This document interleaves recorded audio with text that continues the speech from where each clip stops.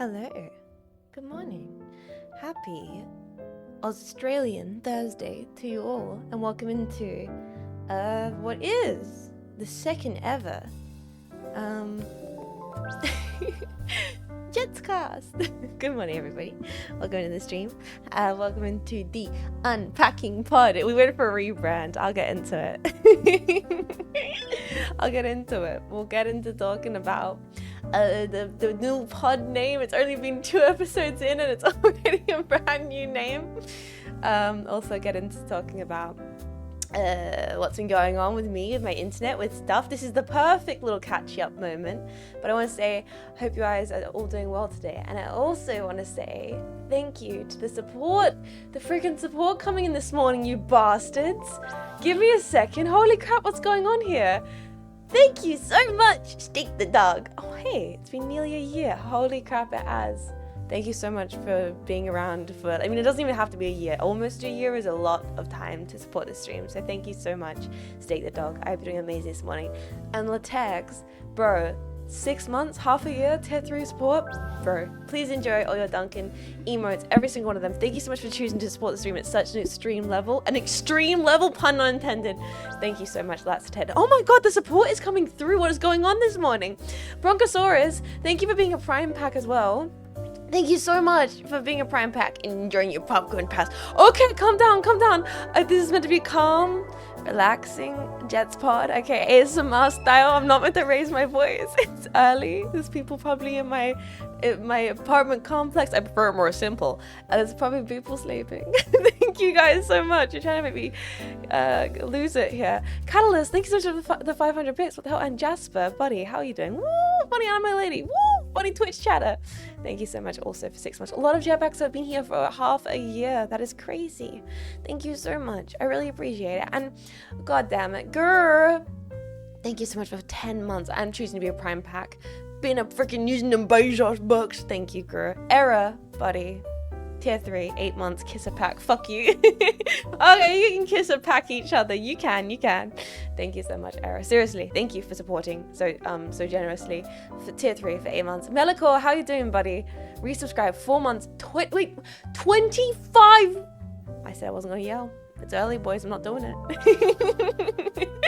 Melikor, thank you for supporting this for 25 months. I seriously appreciate it so much. And Cataliska, thank you for giving out 5 big fucking ones to the community. If you got one, you know the dealio. Kiss a pack. Thank you for supporting. I seriously appreciate it. And Slow Even, buddy. Hiya Jets, brackets, hello.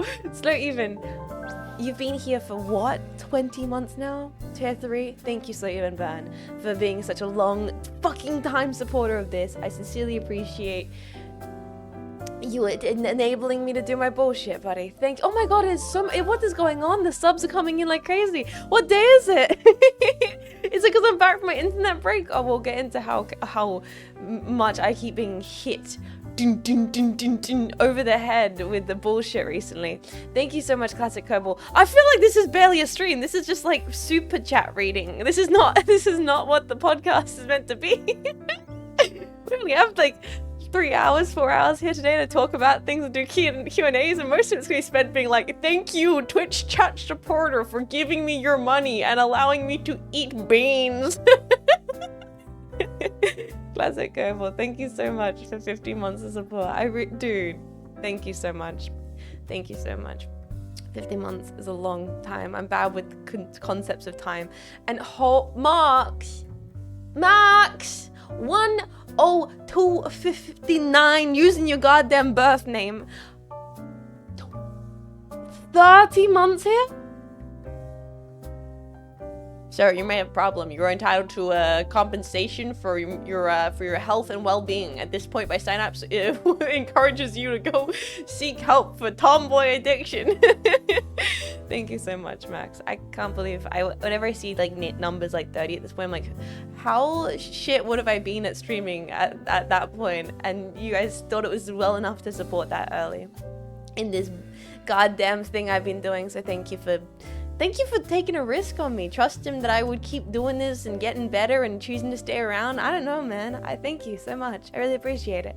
How are you all doing today, this morning, boys? Welcome into the pod. Welcome into the stream. Welcome into the chat. I still don't know exactly what this is. It's finding its footing. The Unpacking pod is going through teething pains, growing pains. Its limbs are hurting. It's getting stretch marks. I don't know all the rest of it. Damn, I missed the intro pops, putting my son down for his afternoon mat. Oh, I hope your family's doing well, Zaydrip. I'll give you some bonus pops just for the road. There you go. Those ones are on the mouse. I'm spoiled. I jumped in the Silent Hill CRT stream. We gotta get into the CRT stuff again soon. I keep looking at it and I really don't know how I'm gonna make the setup work in this new office. It's a bit weird, like the size and dimensions mean it's very hard for PA-san to find a place to put it, where she's able to stream and like control stuff and, you know, stay private. Finish up a painting, hopefully I can do it for the stream. I've been seeing, you guys have been sharing a lot of really cool creative stuff in the Discord.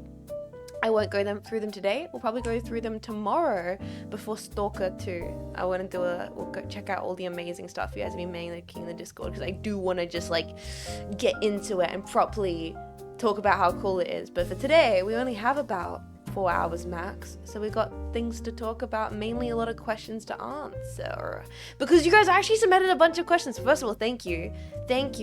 Actually, you know what? No, I'm getting ahead of myself. First of all, good morning.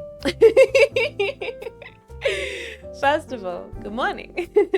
Welcome into the stream. I hope you're all doing very well. Second of all, thank you so much for so many of you guys submitting questions at the Unpacking pod forums. There's obviously some goofy ones, but there's some really, really good ones. And I will say, we're probably not going to get through all of them today.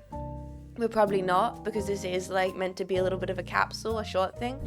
I'm probably going to answer the questions, but that's great. It means please keep suggesting them more and we'll get to them in like the next episode. I'm still not wrapped my head around the concept that like this is a thing and I'm being consistent with it, but I'm really enjoying this. It's only the second time doing it, but I'm really enjoying it. So I'm like, you know, being hopeful brain. I'm like, yeah, next time, and the time after that, all the questions. Over Easy Eggs is my Kamiyoshi. Dude, what a name. X is great. I really like Over Easy Eggs. I found that through Voices of the Void. Very cool streamer to have as your Kamiyoshi. Welcome in, welcome.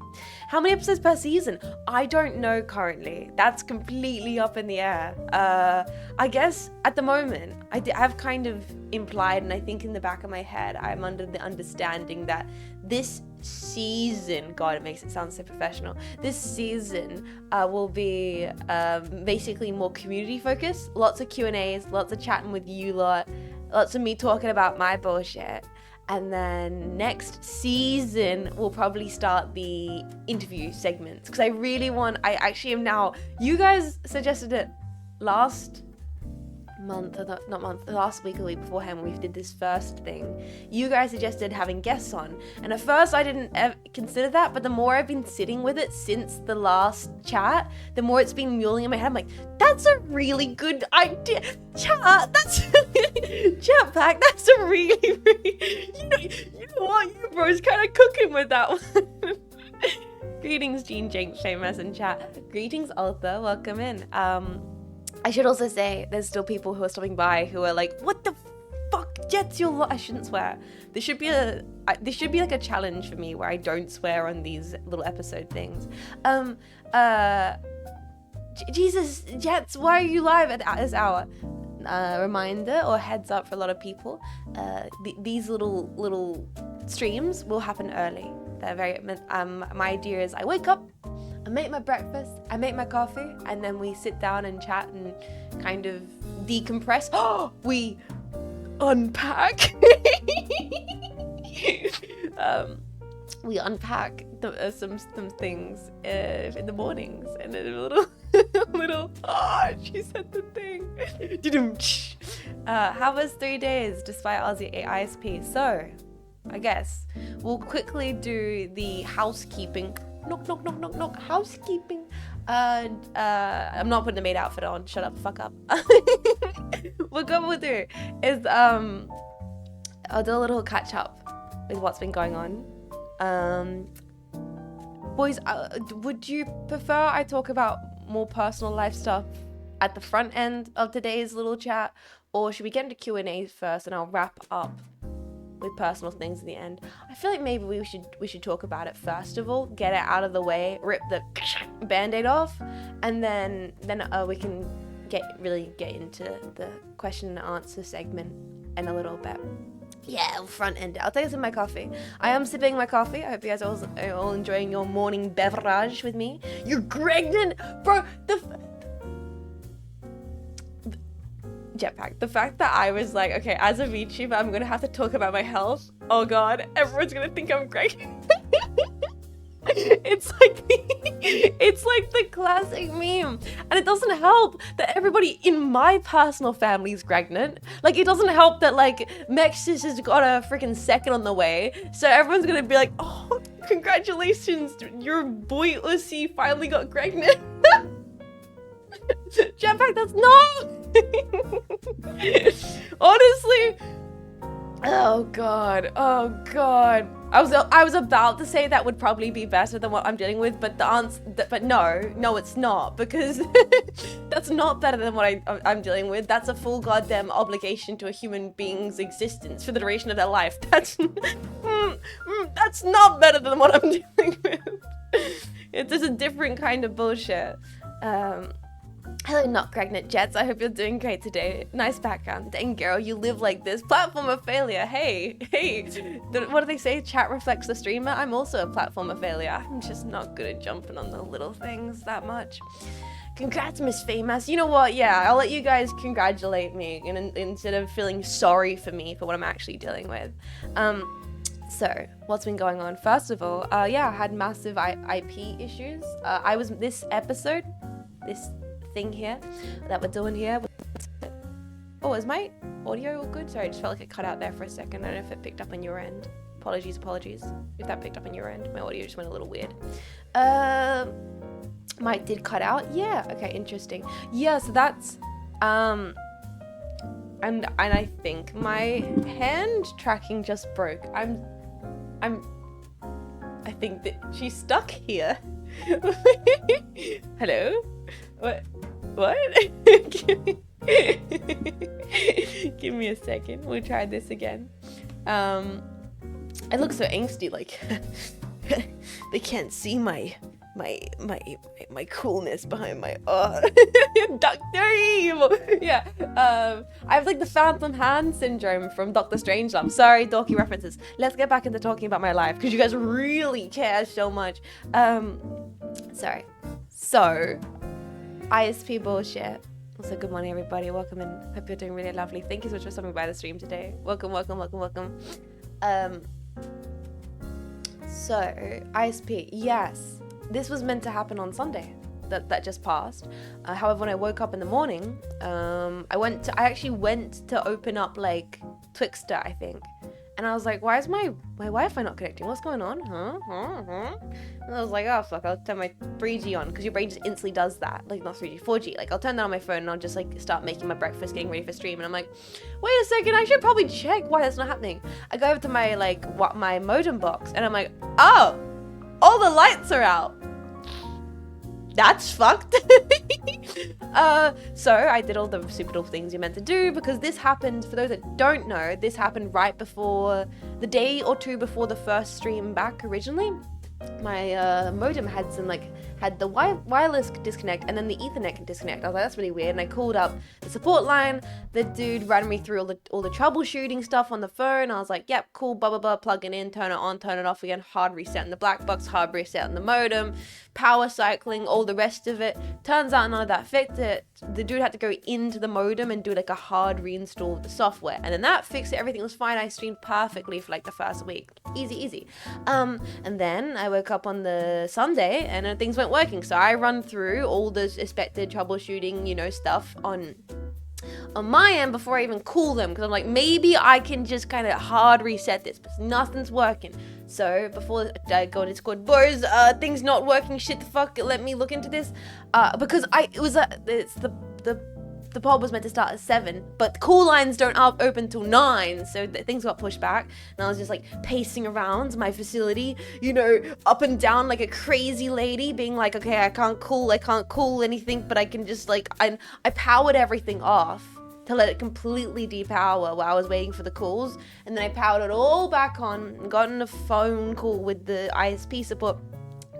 I explained that I've done all the troubleshooting, but they don't want to hear that. They want to do all the troubleshooting again, because of course they do, because this this woman, this lady, she couldn't possibly have. Also, they probably have got a script after. They've got a script they have to adhere to. So I go through the entire script of like, okay, unplugging that, replugging this, troubleshoot this. It's actually quite funny, because I would consider myself to be quite tech illiterate. I wouldn't consider myself to know anything about technology, but being a streamer has taught me to become a little bit comprehensive. So I'm on the phone like, sorry, this is my ISP, blah, blah, blah, blah. Like, I'm giving them the info, you know.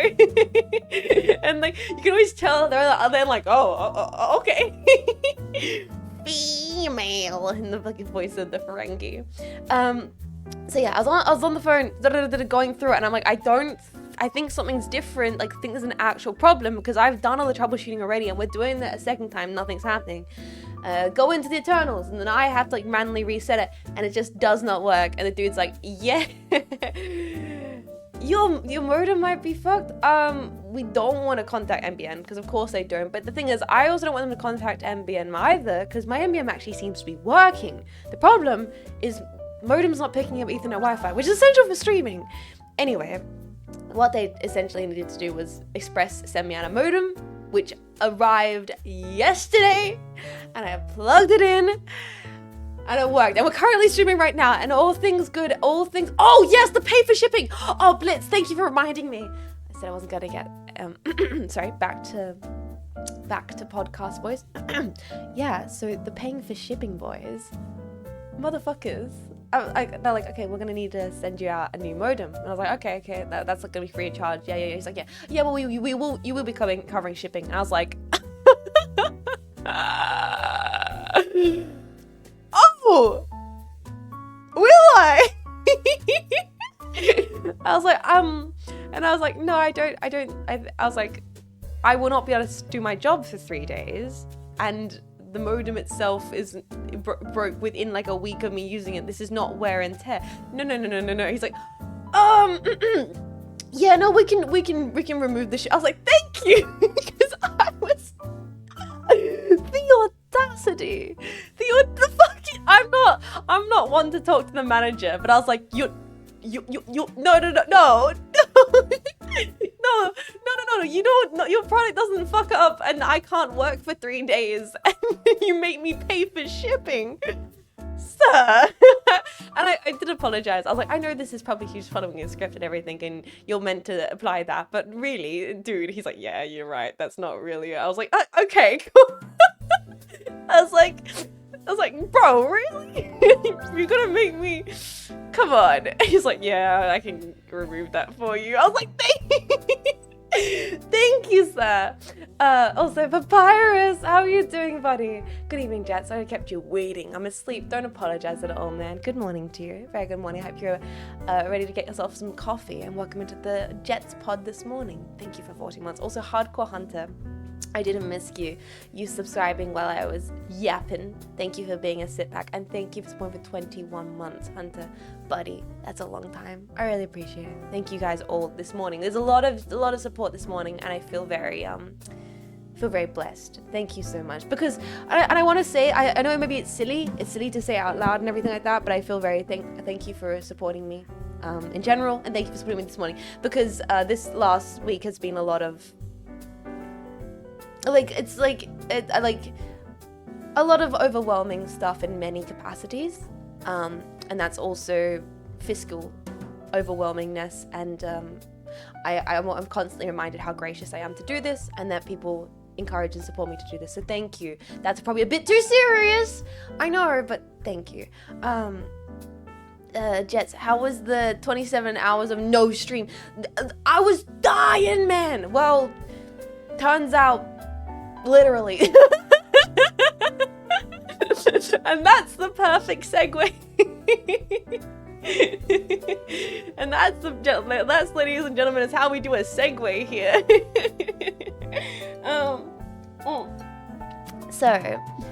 And also my tablet as well is dying. That's crazy. Astis, dude, thank you so much for 17 months of support. Thank you for the back hearts. I hope you're doing lovely. Please enjoy your ad-free bongus cast. Please enjoy your ad-free Unpacking podcast. Very smooth, very smooth. Well done, eh? A Jean stream at a reasonable UK hours? Yeah, you know, it's your freaking gent stream, innit, bruv? Comment star, welcome in. Good morning, how you doing? Good morning, good morning. So, when it rains it pours, all that. I keep saying that. I keep saying when it rains it pours. But it's almost like I'm okay with so much... difficulties is the right word. I'm all right with being hit by so many conflicts or difficulties or challenges. At the moment, rather than more compound, my brain's not really even being able to process it. And if anything, I'm stuck in an ultimate perpetual state of like fight mode, not flight mode. I think if they were all trickling in at different inconvenienced times, like, I don't know, let's turn the jazz down a little bit. I'm stuck in a mental, like, no, I'll fucking deal with this state of mentality. A treat for the EU pack. Neon Cat. Damn, it's been a year. A very enjoyable year. Neon Cat. That's crazy. A whole year, buddy. I can't believe you've been around for so long. Thank you for supporting for so long and being a wonderful member of this community. Thank you, thank you, thank you. EU appreciation. Well, that is one of the reasons why I wanted to do this stream. And there are some questions about that in the Q&A that we will get into, talking about time zone streaming, all that kind of stuff. And I guess that does segue as well into talking about life, difficulties, health, schedule changes, how it's going to affect stream, etc. Hello, Mr. Chicken Nuggets. Good morning. Jets, how old was the router? The router was 2 weeks old. The modem, it was modem. The modem was like not even 2 weeks old. So it's pretty insane. I'm glad that they realized, oh, like a 2-week-old modem not connecting to this and having like massive software breaks, we'll just send you a new one. And currently the new one's working. So hopefully it was just a bugged modem and it will be smooth sailing from this point on. In regards to that one thing, Seneca, hello, Jets, long time corner, first time watcher. Just want to say, I enjoyed the general vibe of the show. Anyways, wanted you to ask your opinions on tiramisu, or if you could play creep. Seneca, good morning, how you doing? I swear there's literally a question about tiramisu on the Q&A. And yes, if you hang around, maybe we can play creep at the end of the stream. Oh, good morning, Zenika. I hope you're doing lovely. Good morning, welcome in. So, talking about it, I keep getting distracted by chat willingly, I feel, because I myself genuinely don't want to have to chat about the next series of bullshit we're going to get into, because you guys know how I am. If I can avoid serious conversations, I will. And if I can make them funny, I will. And also, I'm, you know... Well, today's early. Anyway, you dying? Answer the question. Yes and yes. Wow. Doctors are stealing my blood. They're I do want to get into that. I do want to get into that. So, yeah. So my ISDP broke, but it was actually a pretty simple solution. It was just the waiting, which sucked, like having to wait for it to be delivered. I mean, all that being said, actually, 3 days deliveries is it still feels like such a blessing for me as a person who grew up incredibly rural.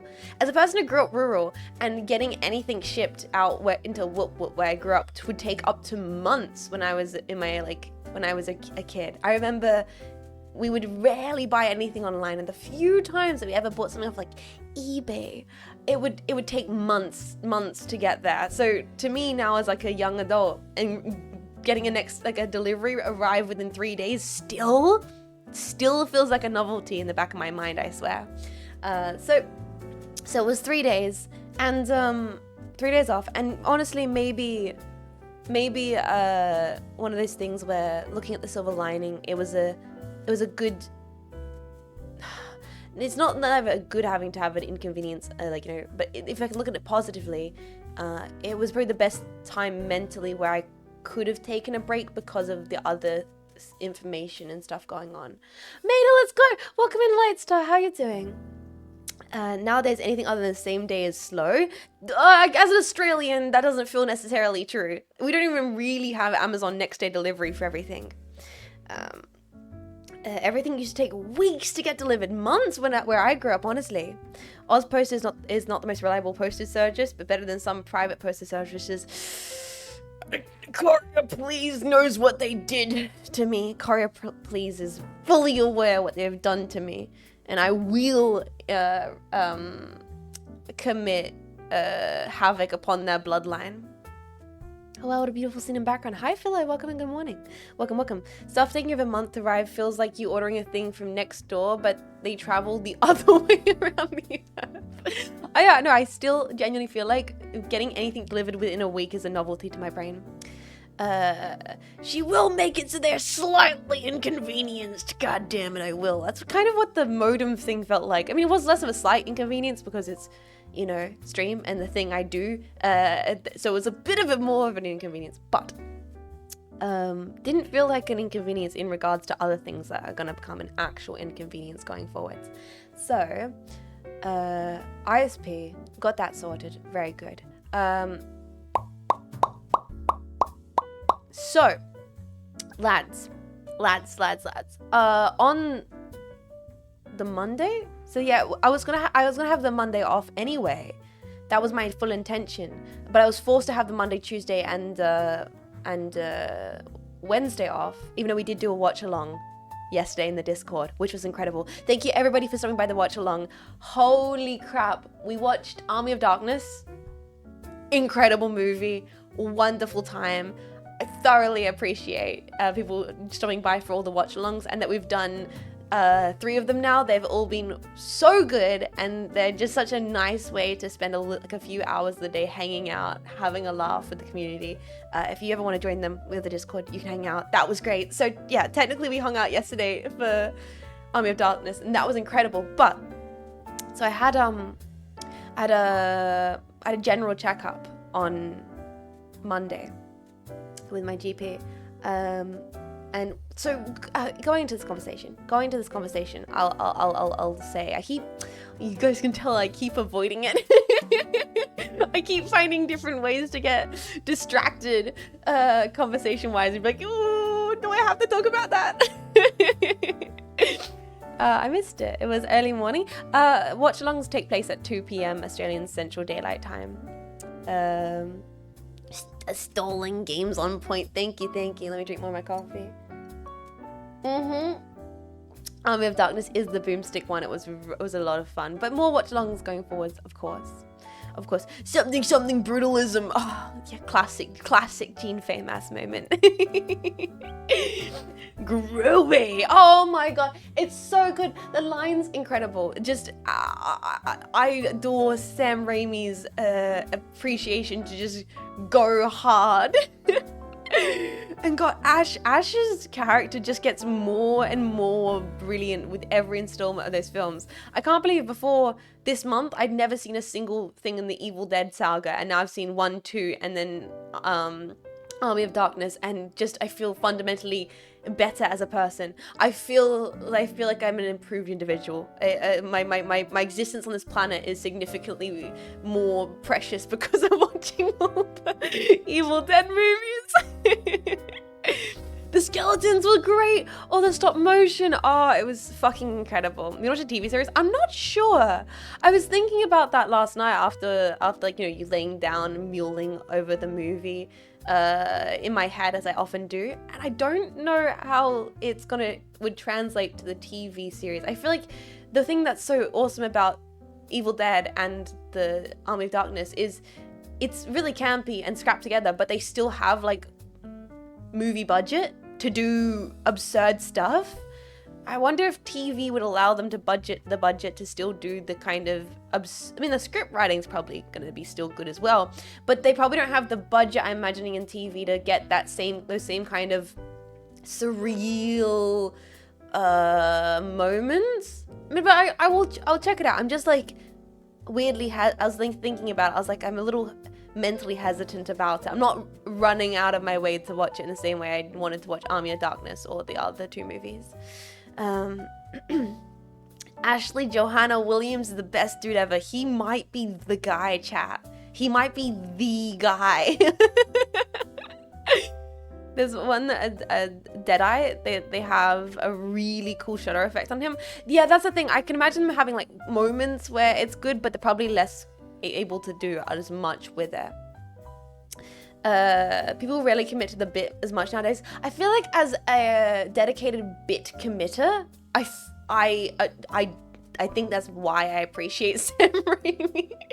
It's like game seems game is aware of game. I'm like, dude, I see you, my man. Just going full. We're making it this way, and we're going extreme with it. I love that. Bruce Campbell's performance is it weird to almost say it's rated? Like, there was some Jim Carrey level of comedic physical comedy in that film, and like he was also doing like the action hero segments, like he was Arnold, like he's all of them at once and nailing every single part of it. He's incredible physical comedian, incredible like everyman main guy. I kind of am in awe of Bruce Campbell. He's a true gem. Hail to the king. Yeah. I think you'd be pleasantly surprised by the show's continued commitment to the bits. Oh, interesting. He's one of the greats. He's also just like a really cool dude. Ira loves his fan. That makes me so happy. I kind of got that impression, that feeling. Sometimes you can just get that good feeling. To hear that makes me really happy. I know you're like Bruce Campbell in Hubba Hotep. He plays Elvis? Hubba Hotep, what a name for an Elvis thing. The Evil Dead show with Bruce is really good. Okay, well, you guys are kind of piquing my interest on this. I wasn't considering checking out the TV show. In the back of my mind, I was like, maybe it wouldn't have as much of a quality as the movies and full flat, but I'll think about it. And the general checkup results. Oh, guys, but we were doing so good not talking about it. Okay, let me smack off it. We'll get into it. Bubba Hotep is funny. Bubba Hotep is terrible. Brackets great. Ash vs. Army Darkness is a decent show, but I've only seen season 1. People are saying good things about season 1. I'll put it back in my mind. Honestly, I need to get back into watching Star Trek, the original series, season 3, so I can finally watch the movies, because I really want to watch the movies for Star Trek. So I actually probably should get back into watching that, but I'm still currently working through Severance. Oh, Severance, boys. I refuse to say anything about Severance other than, Severance. Other than, oh my fucking god, Severance. Cat's mad, she's stalling! Okay, I said I wasn't going to get too loud, bring my voice down. So, yeah, I'm stalling, I'm sorry. So, so what's going on? I'll preface this by saying I'm not going to give lots of details for 2 reasons currently. Reason 1, I'm still in the current process of working on of finding out the professionals, and I guess myself by extension to that. I still in the process of having to find out exactly what's going on and exactly how to best deal with it. So that's first of all why I'm not going to give specific details. But secondly, most importantly about specific details is I don't want people to worry, and also I don't want any doctor packs being like, ma'am, clearly you have testicular cancer.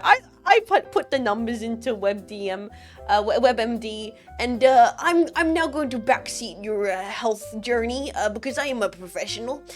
So because I want to avoid all of that, and anyone either concerning themselves, worrying themselves, all that kind of stuff, gonna leave all of the things I need to do in the hands of professionals, and that relates. I feel like I'm scrambling up this too much. let me start from the start. So I went to my general checkup, right? To sort up some things with like regular medication I get and stuff. I said to have like scripts transferred and everything because I've moved states and that's expected. And you know, talking to my new GP, and you know, she's asking all your you know, your standard questions, your thises, your that's, your doing things, and I'm responding, you know, in honesty to the questions she's asking. She'd be like, ask a thing, I'd be like, oh yeah, and that's how it's for me, and then she'd go, and then she'd ask another thing, and then she's like, and I was like, oh yeah, that's she's like, and then she started being like, can I check this? And I was like, yeah, sure. And then she, you know, puts the arm pressure on, and then arm pressure on standing, and then she you know, she does the measurements, and then she's like putting little nodes on my heart, and then she's like and then she even measured my height, which is important because, boys, officially I can say, according to doctor, that I do indeed have ligma. No. She measured me. She's like, you know, shoes off, all the dealio. Measured my height. I am officially, according to medical records, I am 167. She's like 167, almost 168. So fuck you. Wait. Fuck you. 167, almost 168, motherfuckers. Ah! A small cat, thank you so much for 8 months of support. Thank you so kindly. Thank you. Almost 168, pog. Yeah, look, I'm basically a little bit above average height. Fuck you all. What's that in freedom feet? I don't know. I'm an Australian. I'm sorry, I suffer from Australian. It's still less than what you claimed. Yeah, but you can't call me short. Alright? I'm happy to have my averageness confirmed. I'm very happy to have my intense average height confirmed by science. So sorry, I'm trying to find the funny things to joke about.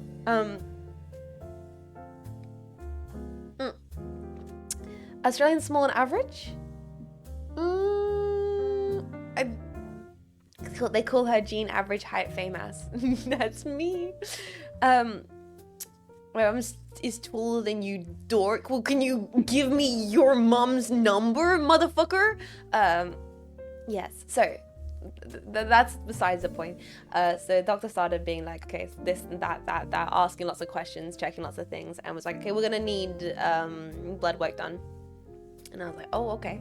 Now, for those who don't know, I've never had blood work done beforehand because I have a irrational fear of needles, like really badly. And I was like, straight up, ma'am, I have a really bad irrational fear of this. She's like, oh, it's okay, we can go to the room and you can lay down and you're all good. Blood work, yeah, I sure hope it does.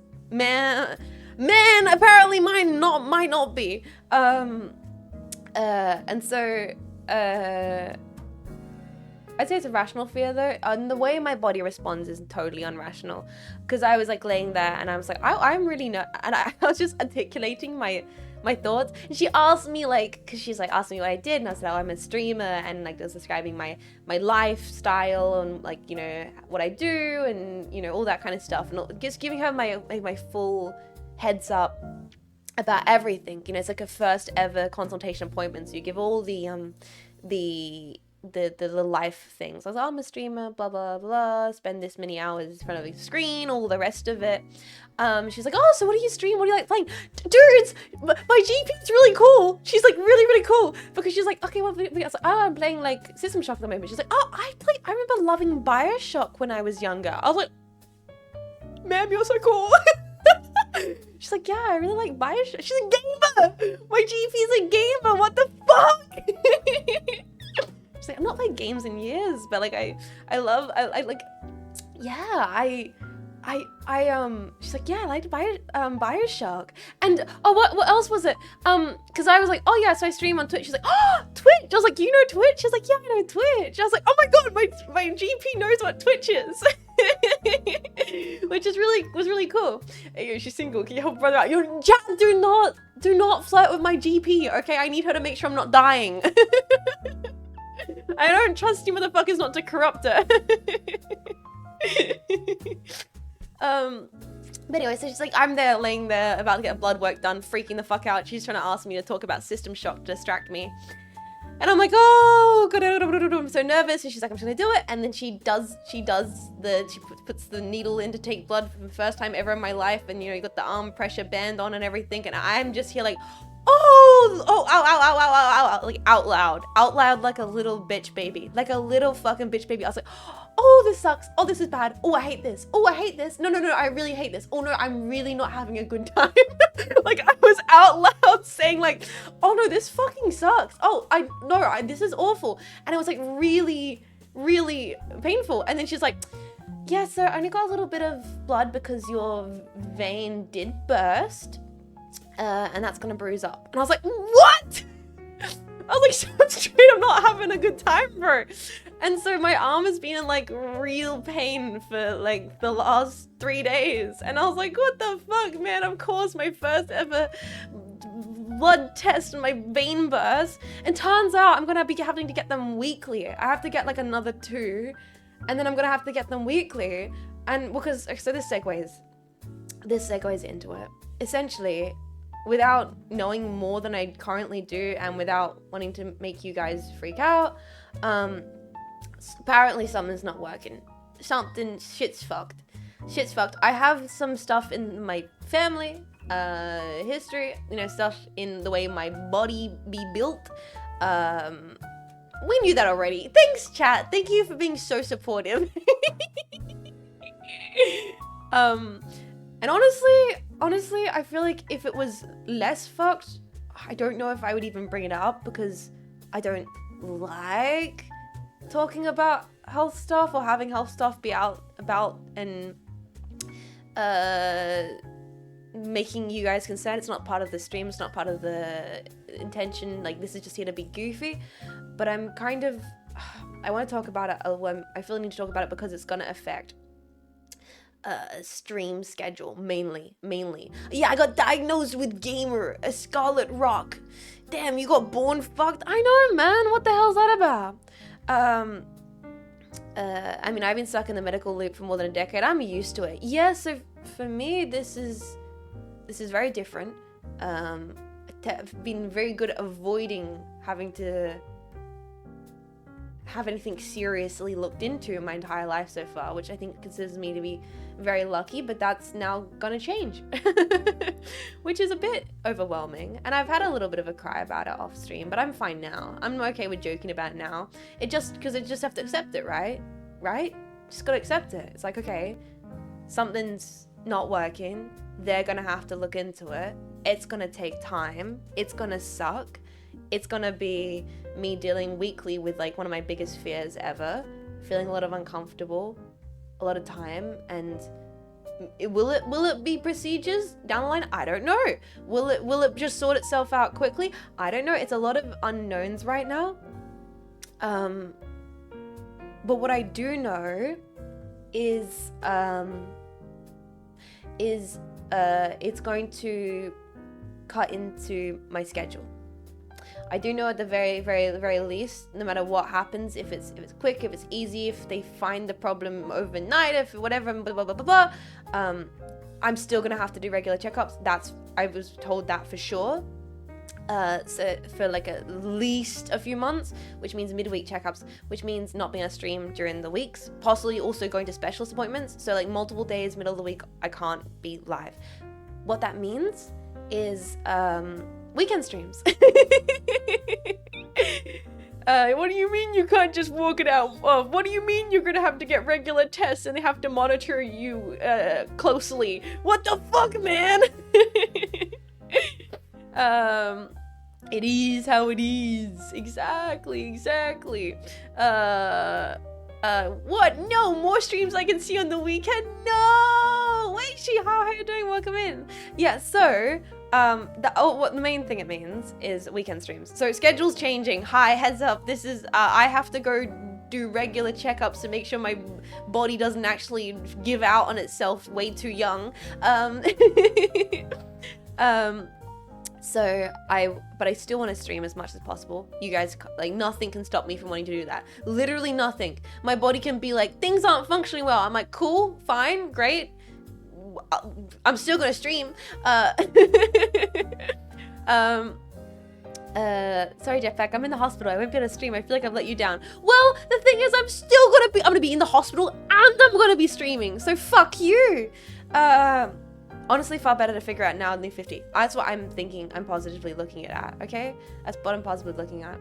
Essentially, what will happen is probably one, more weird anecdotes about me having to go to general checkups, more me complaining like a bitch baby about having to get regular tests, and more streams on the weekend. In fact, like mostly streams on the weekend, as well as, this is the other funny one. The thing is, I kind of got prescribed, at least currently, because I don't know exact stuff and they don't know exactly how to treat it in detail until I get to talk to more specialists and until I get more tests done. Essentially, what I've currently got prescribed, boys, is chill the fuck out, have a little snack. Because they need to monitor me, they need me to make everything as like non-intense as possible. So that so I got prescribed, have a little snacks and just don't stress yourself out, motherfucker. Take a chill pill. Exactly. I want to be told to snack and rest. Right now it's snack and rest. In the coming months, it might be procedure and medication. Who knows? But for now, it is snack and rest, and so that's what I'm gonna do. I'm gonna try my best. Medical stuff is always scary and a lot to deal with, but remember, you'll be okay. Yeah, but you're worse than tomorrow. It'll work out anyhow, or we'll just crash out and be funny. Exactly. That's the thing. I'm like, I can, you know, whatever happens, you know, I can make it, this can be funny, right? This is funny. This is kind of funny. It's kind of the meme, right? I said this in the Discord yesterday before the watch along. I'm falling into the VTuber cliche of my body being a little bit bullshit. It's like the predisposed VTuber instinct to be like, meant like my brain fucked, my body fucked. I'm mostly fucked, but I'm also funny anime. On the bright side, you moved before this happened. Yeah, that's true. I mean, it doesn't mean that maybe explains why I felt a bit fucky, or why I've felt a bit fucky for a really long time. I guess this is a reminder. I'm really good at being like, thing hurt, thing pain, feel a certain way, things happening to my body that maybe aren't normal. No, those are normal. Those are completely normal. In fact, it's just a skill issue. I feel incredibly like weak and nauseous or whatever. No, skill issue. I just need to drink some water and power through it. Turns out, tests are being done to prove that maybe there's more going on inside my body that actually has to be treated about that. Saber Nortich, I'm sorry, Jess, but I got a karate thing too. I see. No, that's all good, Saber. Enjoy your karate. That's all good, buddy. That's all good. Yeah. But do VTubers stream because they're fucked, or they fuck because they stream? Maybe both. It could be both, right? It could be both. But I feel like I've kind of rambled about this a bit too much here. I do want to get into the Q&A. Always feels weird to talk about myself, specifically like this life stuff, too aggressively. I think I've kind of put across what I need to. Still don't know exactly what's going on, but things aren't apparently great, and that's a little scary, but don't be scared because I'm doing the things I need to do. And that includes having to do regular checkups in the week, which means weekend streams. Weekend streams! Yay! Yay! Weekend streams! Woo! This is actually great and good, and yeah! I hope everything turns out alright. It really sucks, but I wish you a good day. It's okay. I mean, and then my art tablet died, but that's great because I got to spend $1,000 on a new art tablet. Oh yeah, oh boy, oh god. Just violence. Oh yeah, let's get the big guns out of the way. Make sure you're just taking care of yourself. Well, I can guarantee you that. I can guarantee that at least currently in a position right now for the next few months where I'll have to do checkups. So yeah, that's the whole process will be, I guess, in some kinds of way around taking care of myself. 1,000 kangaroo bucks, yeah. No matter what moves here, I know, bros. You guys are very chill and understanding. But I probably also won't mention this too much in detail going forward because you guys know how I am. I don't just know that behind the scenes, and I'm being a little bitch baby crying about getting my blood tested weekly.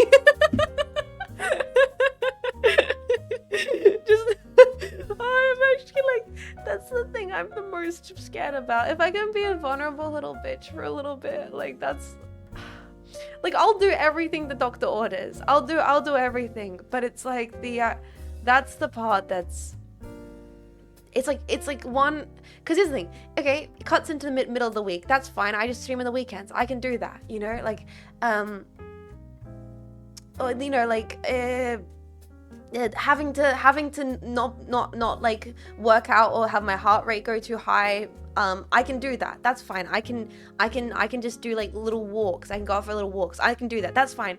The actual like regular blood test is actually kind of fucking with me and is terrifying. Fish tacos, oh my god, almost a year. Thank you for being a Prime Pack, thank you for supporting, even like supporting up 10 months. It doesn't even have to be almost a whole year. That's already an insane amount of time to support the stream. Gonna piss and shit maybe. You got this. Doctor said don't exercise, so I'm allowed to, but currently, because they have to monitor a lot of stuff, everything I do just has to be kind of standardized and relaxed. Like, I need to make sure, I'm trying not to get into details, but it's like, the moment from what they want me to do as before, there's like more specialists and more tests, is low impact. Everything basically needs to be pared back to be as chill, so then they can get like proper consistent tests done and stuff. Not bumping iron. Exactly. Keep things baseline. So that's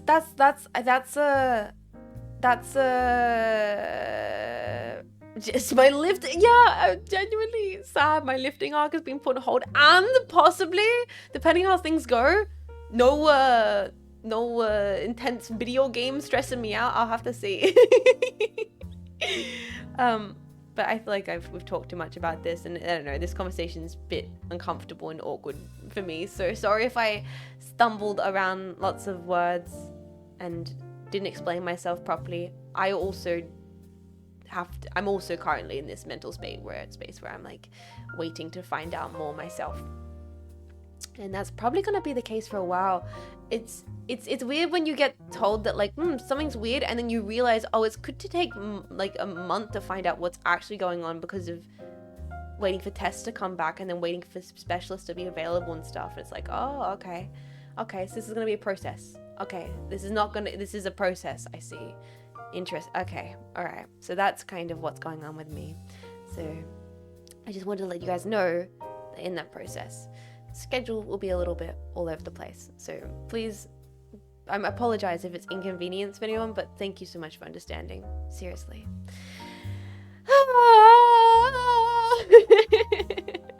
Thank you for letting us know, homie. Yeah, you're so good. So good. Helps to vent. It's not really even a vent. It's more just me poorly giving you guys a TDLR about information that will affect stream schedule. You could also just remove the health part from the title and pretend like nothing happened. Like, I was going over my head, I was like, do I just be like, I'm fine, I was like, I will admit, and this is so bad of me, I was like, what if I just be like, I just be like, I have to go to see my family weekly from now on. And I'm like, why? Why, Jean Faymas? Why do you feel the urge to not just be like, no, I was told that something bad is happening? Because I don't know, it's being seen as weak. I don't know. I'm like, I don't want them to know that but I was like, no, this happens. People's bodies sometimes get fucked up. Too long didn't read. Yeah, I don't know. It's just like, and I get in my head about this stuff, and it's like, I hate it because to me, it's like, I just want to make the funny streams and make funny jokes. All the rest of it, the human being a human that exists and has problems is, once I understood the weakness of my flesh, I craved the cool comfort of steel. Yeah. How dare she be human? It's like, no, I'm meant to just be, I'm not meant to be a person who has things that actually happen to me. I'm just meant to be the funny creature on the screen. It's fine to talk about difficult stuff too, I guess so. But thank you for hearing me out. Yeah, if I do have updates going forwards, they'll probably be in the Discord. Most likely. I will not spend a lot of time rambling about this on stream, just because I don't think it's that important, unless it becomes more important, which I hope it doesn't. Sorry, Jets, but even if you're a clone cat girl, you're still somehow mortal, so stuff just happens, dude, and we'll thug it out, you know? Bro, it's true, bro, real. Bro, for real. Stream isn't real, everybody knows that. Yeah. Thank you for sharing, Jets. And to explore this weakness for my own nefarious means. Wait, how? No, shut the fuck up. I also feel like there's this thing where if you sit, I don't know, part of my back of my brain, I was like, will this make people, will Jetpack treat me differently or see me as being, like, I don't know, like, I don't know. I feel like it's just like, anytime you share stuff that's going on, it's like, is this gonna make people think about me as different or whatever? We'll forget about this tomorrow. Cool. Fuck yeah. Short-term pack memory loss.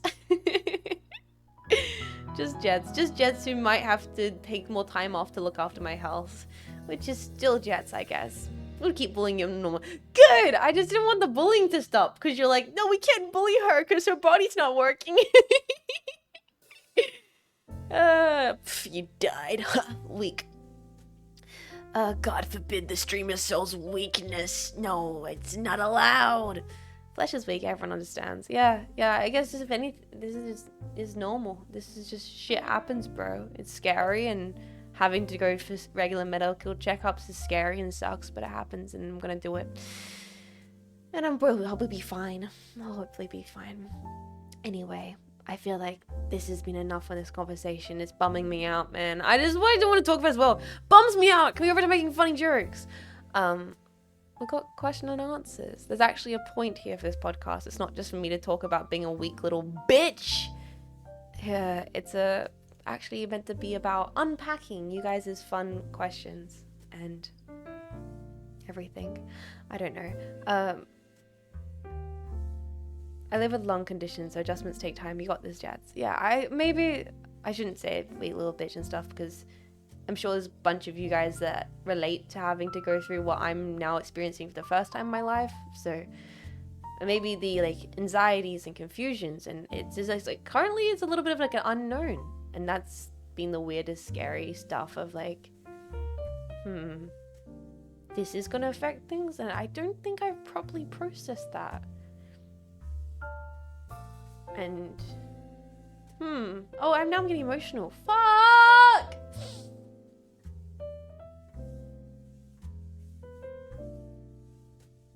Why can't I just be normal, man?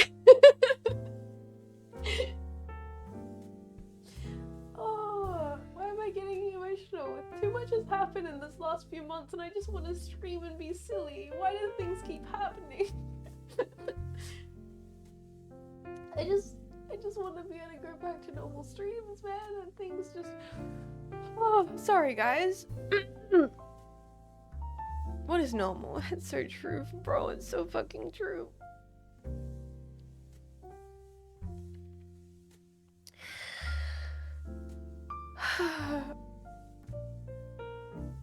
It's even normal people have things happen. Normal doesn't exist. It's not tangible. It's like average or medium. But I am average famous. I'm so average heighted, bros.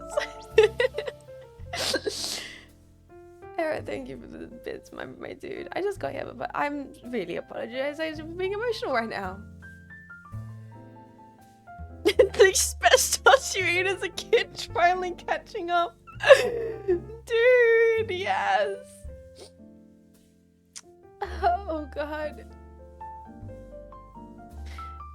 I don't know, it's just like knowing I'm just gonna have to go to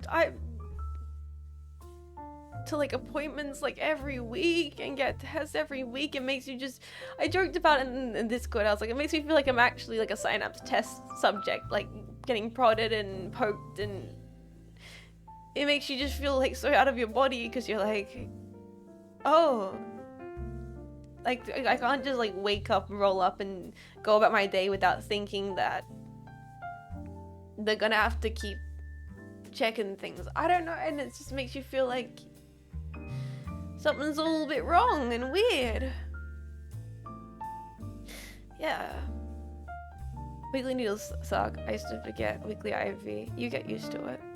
I'll get used to it. I'll get used to it. I'll get used to it. Every time they draw blood, a new clone is born.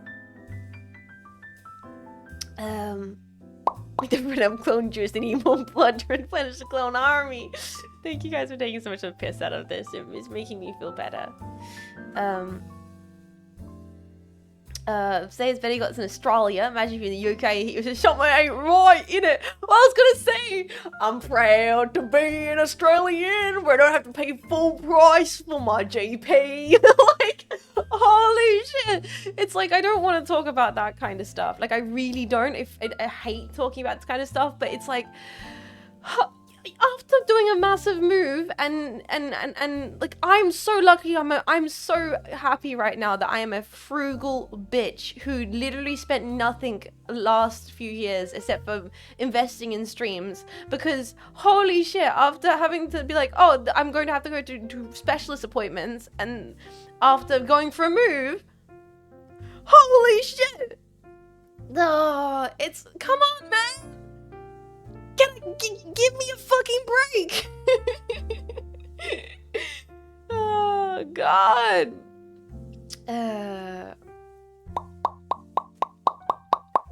Do really have a slight cloning fizz, considering they do have a part of me in cryo. That's kind of cool, Deep Freeze. I wanna. Wait, your name's Deep Freeze, and a part of you in cryo? Oh my goodness. Well, I want to ask more, but really, we're getting off this tangent. It's already been an hour. We only really have 2 hours left of the Jets cast. It's only meant to be like a 3-hour thing. We should get into the Q&A segment. On a positive note, into the working. That's the thing.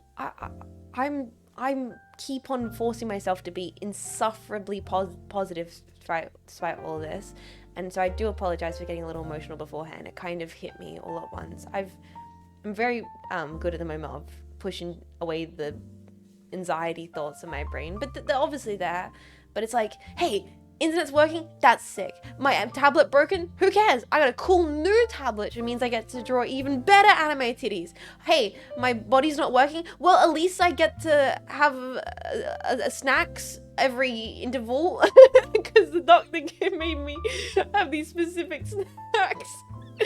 You know? Yeah. Exactly. Gonna come from a boomstick and kick ass. Exactly.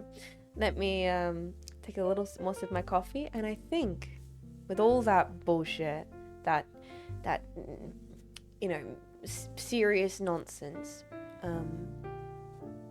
it took time. Constant appointments and tests become the clock at me.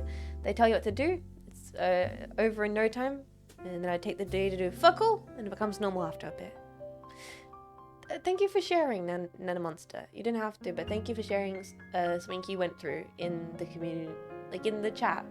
It actually, it's reassuring to me hearing, you know, I'm going through a process that so many other people have went through in many different ways, with many different things with their body, doing many different fuckeries. You know, it's one of the joys, I guess, of being a person is you get to be a person, but that comes with your person deciding sometimes to be a little bit fucky wucky, and that's a whole experience. And I mean, I'll have to find out more, but you know, at the end of the day, no matter what's thrown at me, you know, it could be worse. I have to be happy, and I am so happy for what the cool things, and the fact that, you know, right now I'm drinking my coffee and I'm talking to you all.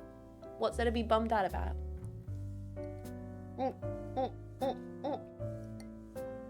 If you haven't vomited blood, have you truly lived? Jess gets knocked down, but she gets up again. You ain't never gonna knock me down. You have to be down. Alright. Alright. Let's get into the questions, boys. Well, we're actually here for today, not my sad sob story.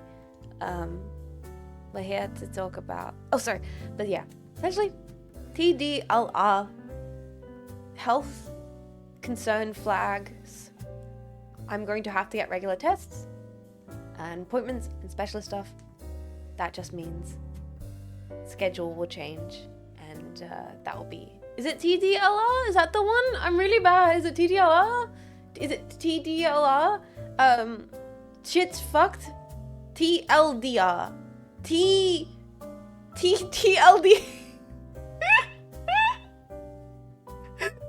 Yep, that's the one. Okay, so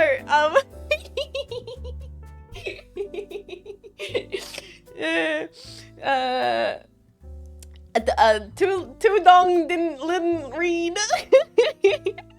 So TLDR,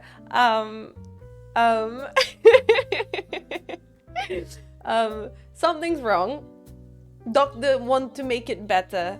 It just means I have to not be a little bitch baby and get all my tests and do all the things the doctor says.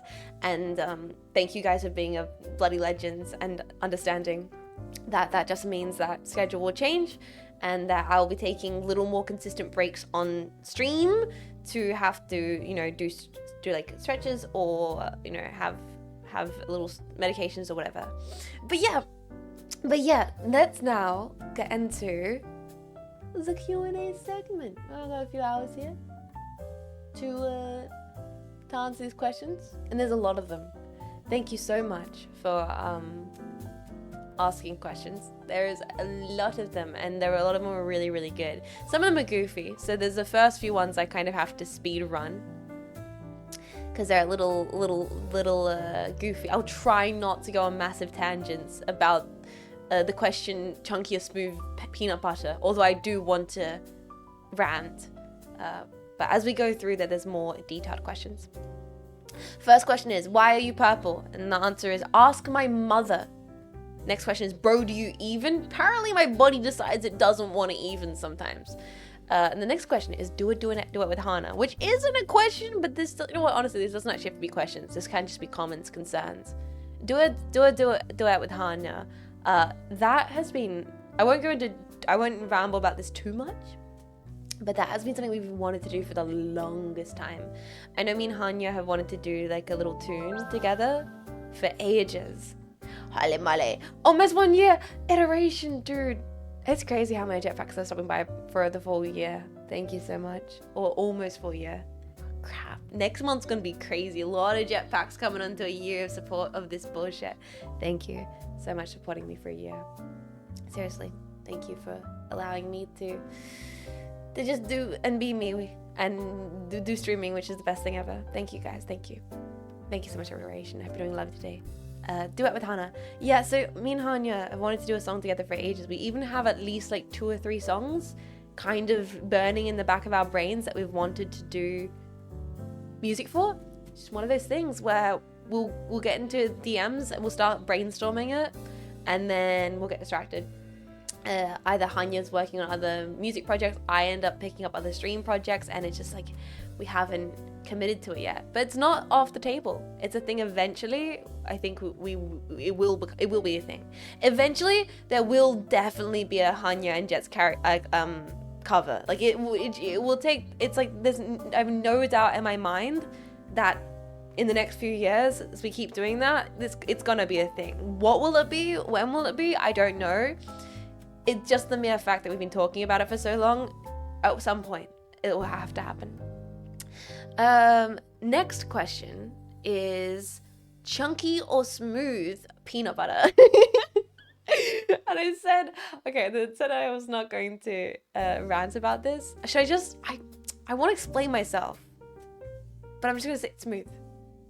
Smooth peanut butter. Hell Bacon! Thank you so much for 19 months of support. Thank you for being a Gleepy pack. Thank you so much. I hope you're doing lovely, Hell Bacon. Wow, controversial? No, fuck you, chat. Smooth peanut butter is 1000% the choice. Why? You want to know what? Okay, fine. I said I wasn't going to get into a rant, but there is a clear reason why smooth is the clear choice for peanut butter, and that is culinary flexibility. Culinary flexibility, okay? Peanut butter can be used as a dip for little apple slices. It can be used to mix into your sauces when you're making like pad thai, or you're making like peanut satay. You know, you put it on your vegetables, you put it on your tofu. Smooth peanut butter is the best option for versatility in the kitchen, okay? Let me cook. You dip apples on peanut butter? Oh, Laton, you've never had apples and peanut butter? Bros, some of you guys aren't living. Some of you boys aren't living. Jetpack, my favorite snack breakfast, right? Yogurt, apple, little pieces, granola, peanut butter. Oh! That's the good shit! That's the good shit, boys! It's so the good. It sounds cursed. Don't knock it till you try it, my man. Don't come in here talking shit if you haven't tasted the culinary experience. Yes, it's the pink lady apples. I'm also a big pink lady apple enjoyer, but pink lady apple sliced up with peanut butter, it's the salty, it's the sweet. It's basically like having a wintertime dessert in snack form, because you've got, like, think about it. Apples with cinnamon and nutmeg is all that spicy kind of flavor. And having that with and spicy flavors go so well with peanut butter. Apple peanut butter is a great combo snack, and so I stand by. I was with you in the peanut butter, but you guys, you can't just talk down on this without trying it. Okay? I'm a Honeycrisp guy when they're in season. I've never seen Honeycrisp available in an Australian grocery store. I don't even know if they exist here. Okay? Just cooking show when. If you're not over this, you're going into the sidetrack of I would love to do a cooking segment, but also I don't want my ass doxed. Specifically my ass, because they're probably in the frame, and you guys would be like, damn. Oh god, get Dave! Hi, how you doing, buddy? Hey Jets, I want to hype you up. Wait, for your next Voice the Void stream. Dave, what's going on? I've been in touch with the modeler, adding very cool features. First up, we can enable Christmas mode without having to change the computer clock. Dave, let's go. That sounds sick. I'm quite hyped. Although I need to physically hold off on playing Voice of the Void, because otherwise I will burn myself out. Maybe more I'm just self-aware I'm developing a problem in which I just want to constantly play Voice of the Void, and I need to pace it out. I need to pace it out, man. I need a Voice of the Void tolerance break. But that is very exciting, dude. Dave, you should get them to add in that chart, that incredible chart with the servers and the river running through it, the PNG that you gave on the wall, because that is good stuff. That's good stuff. YouTube links and other services work on TV.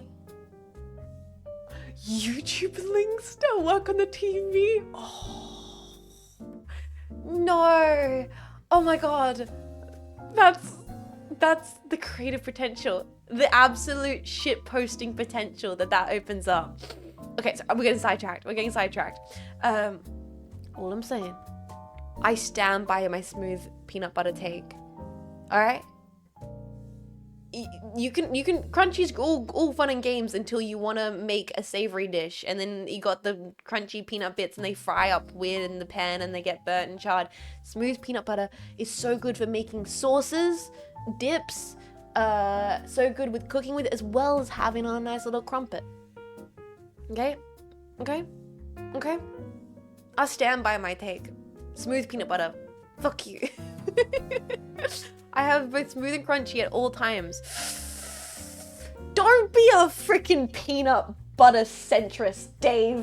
Okay? Choose your side.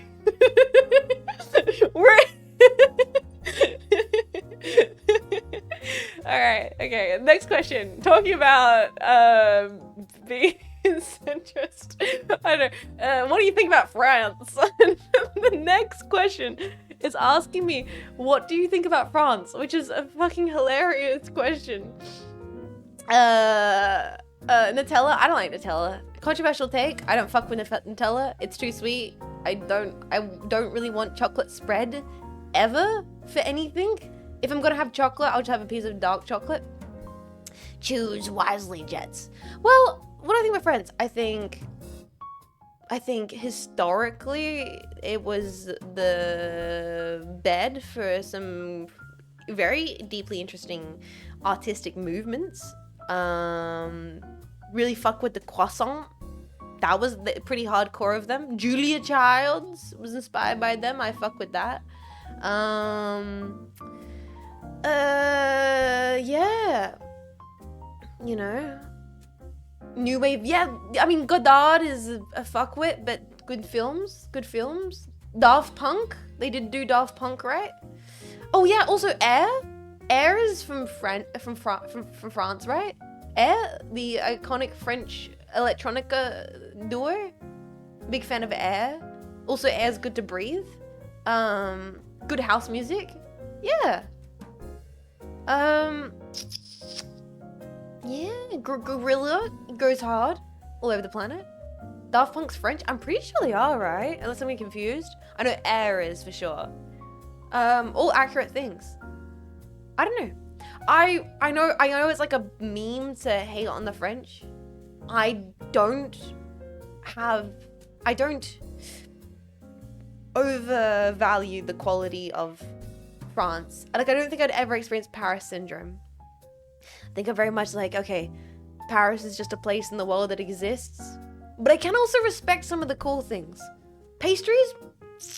They got that right. They do got it right. Would I want to go to the Louvre? Yes. Do I give a shit about seeing the Mona Lisa? Fuck no. But I do want to see some other stuff. Yeah. Continue, please. My French ego is going with each word. Oh no, I'm saying too many nice things about the French.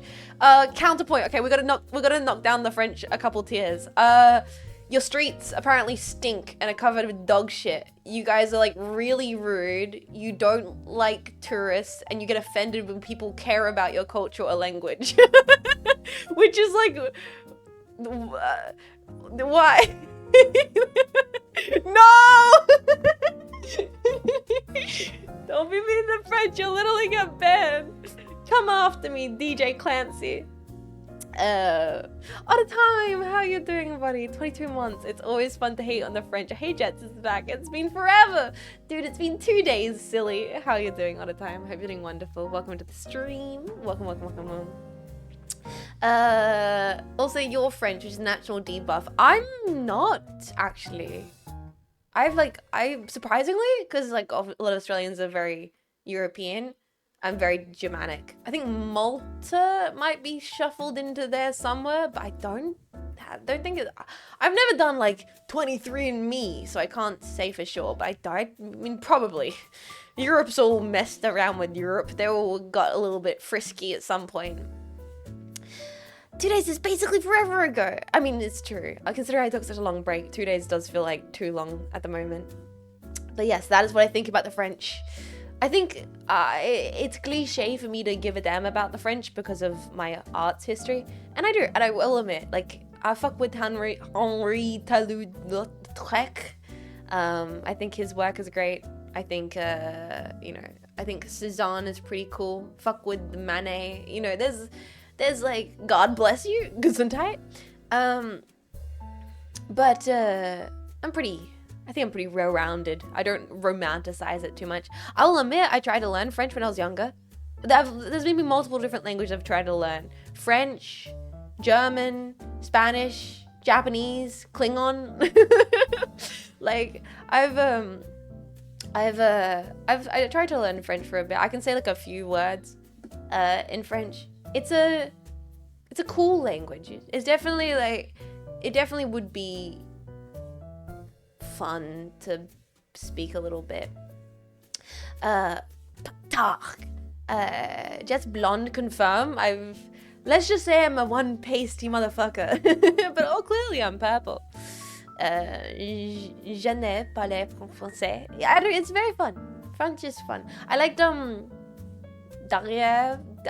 No, avant is front, and derrière is back, which is, and then there's a métro, which is train. I'm trying to remember the ones I've learned.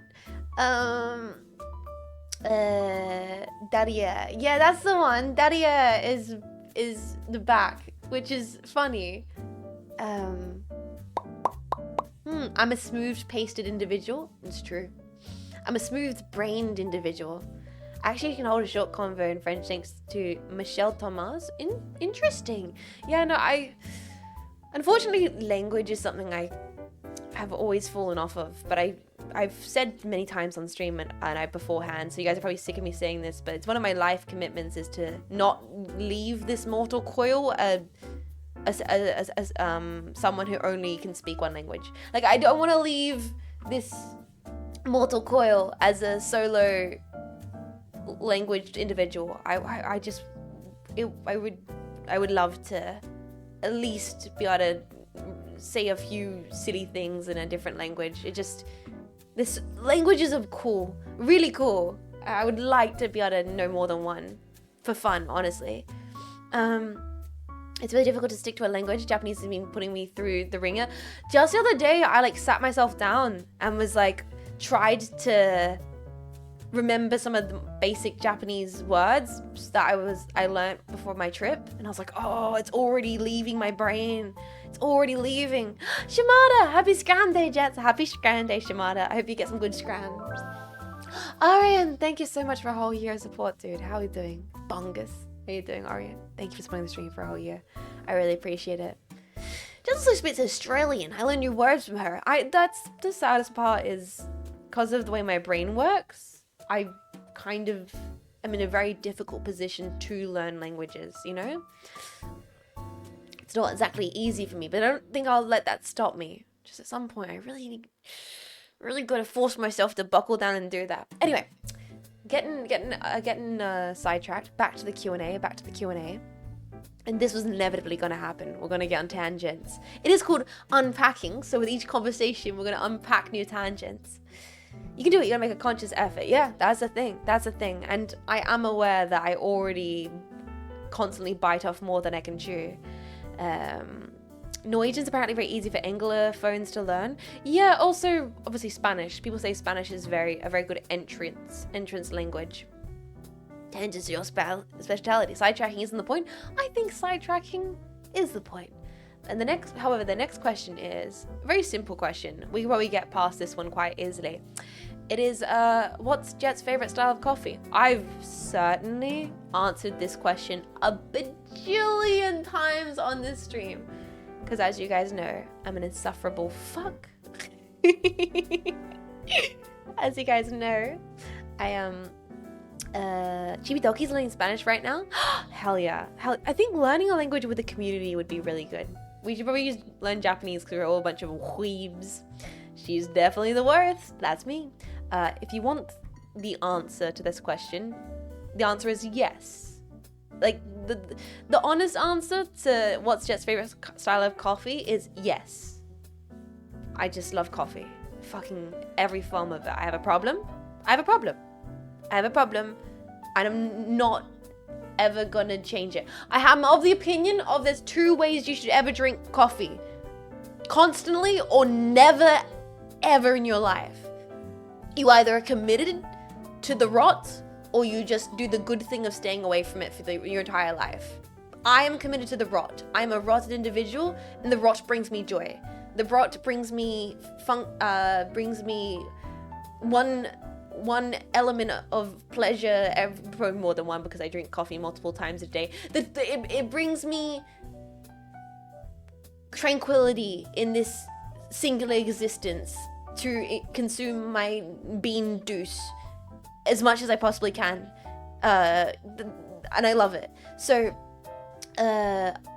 coffee, any form, cake, ice cream, with milk, with a little bit of sugar, with a latte, with cappuccino, with espresso, with filter, anything, all of it. That being said, yes, I will have coffee in every form. Do I have a preference of my preferred coffee, which is kind of the question was this favorite style of coffee with peanut butter? Fuck it, with peanut butter, I would. It's just, ungodly failure. Say one of these coffee drinkers or tea drinker things, or F off. Wait, what? Oh yeah, even coffee beans. I love eating like direct coffee beans, raw coffee beans covered in chocolate. I just do. I really do. I love the flavor of it. I've been drinking coffee since I was very young. I've mentioned this before many times. I've been drinking coffee since I was like 11, 12. Probably not good. I would not recommend that. I would not let a 12-year-old drink coffee. No. In fact, I encourage you to not do it if you're not interested in coffee. It's probably, I'm definitely dependent, but I'm okay with that. It's my government. The government's not gonna take the coffee away from me. Yeah, if you're water gang, more fucking power to you. This is just, my vice that I'm completely content with. Coffee calms down ADHD hits. Yeah, Vlad, turns out maybe I was self-medicating from a young age, but that's neither here nor there. That's neither here nor there. So, the question was though, my favorite style of coffee. And this is when I get into the actual pretentious bullshit. I will admit, because I am a thorough coffee enjoyer, although I will have like milk and sugar with my coffee, I will have a latte. I'm not big on the whole watering down my coffee till it's barely even coffee and it's mostly milk and sugar, because obviously I actually like the dank, dark flavor of the beans. And by extension with that, my preferred way of coffee is how I make my coffee every morning. It's not the current coffee I made this morning actually, because I ran out of beans. I have a subscription for beans. I got bean subscription. My favorite roasters, which was a local roaster where I used to live back in the old Joffis, the old facility. I get them shipped to me. I get whole batch roasted filter coffee beans, and I grind them every morning in my little grinder, and I do filter processed coffee, and it's my favorite. I love it. It's incredibly methodical. It's incredibly tactile. It makes me feel like I'm doing a little science. And then at the end of it, I get a big, nice cup of just black bean juice, and I love it. It's a little pretentious because it is a lot more like, it's like more involved than just putting the instant coffee in the mug. And don't get me wrong, I got nothing against the instant coffee in the mug. I basically got through all of my university years by just having some Moccona in a cup with soy milk and brown sugar.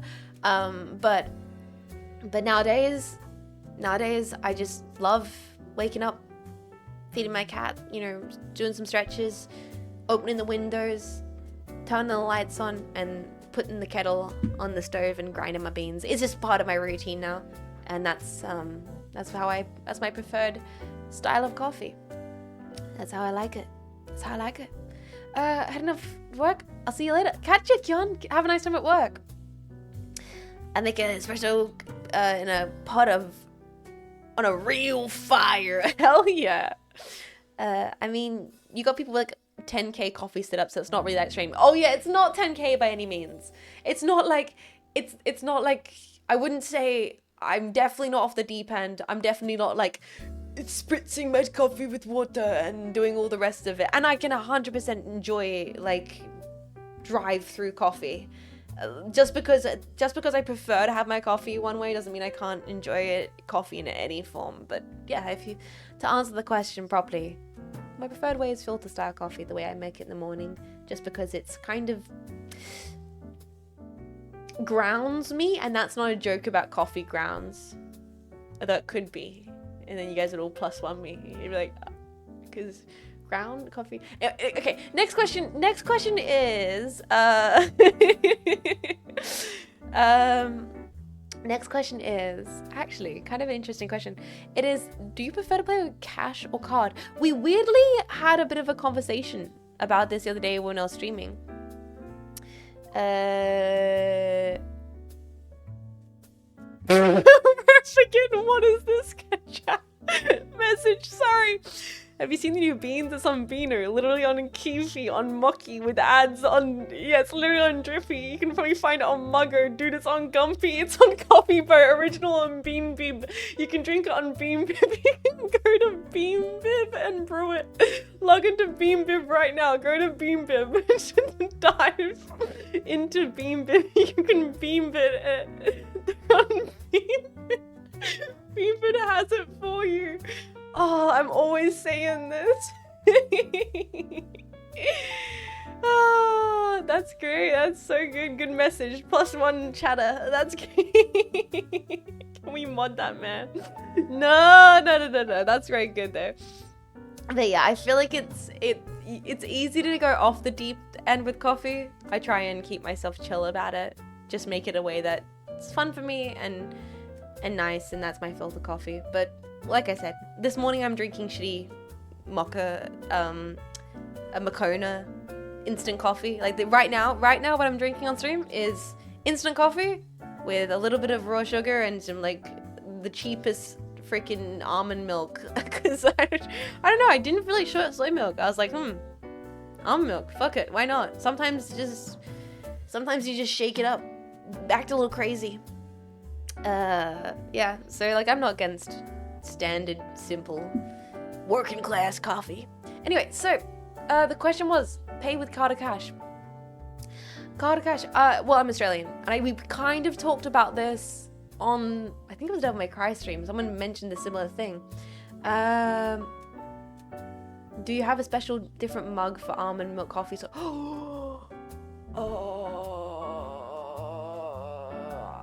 I do have a different mug for my instant coffee and a different mug for my filter coffee, and I do neurodivergently believe they taste different if they're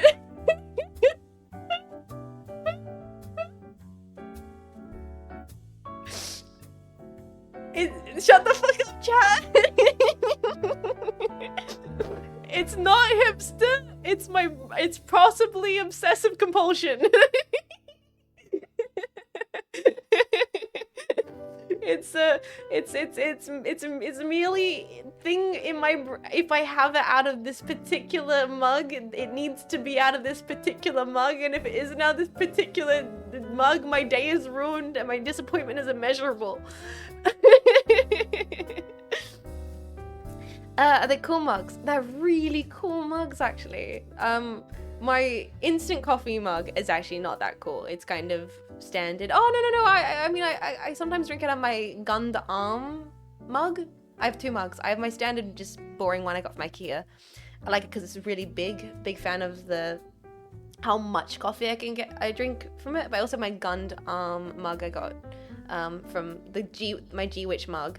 That's for any of my instant coffees or like hot Milos or anything like that. And then for my filter coffees, I have a specific mug I love to have my filter coffee out of, because I love it because if I make the single 17 grams coffee, it perfectly fills up the mug in like the most satisfying way. 17 grams of filter pour over will perfectly fill up this specific coffee mug, and it's just like it makes me so happy. It's like a standard little mug. The best thing about it is it has like, I got this from like a Japanese cafe spot back when I lived where I was in my old facility, and it has the word coffee imprinted into the mug, and it's clear. You can see through the mug. It's like so cool.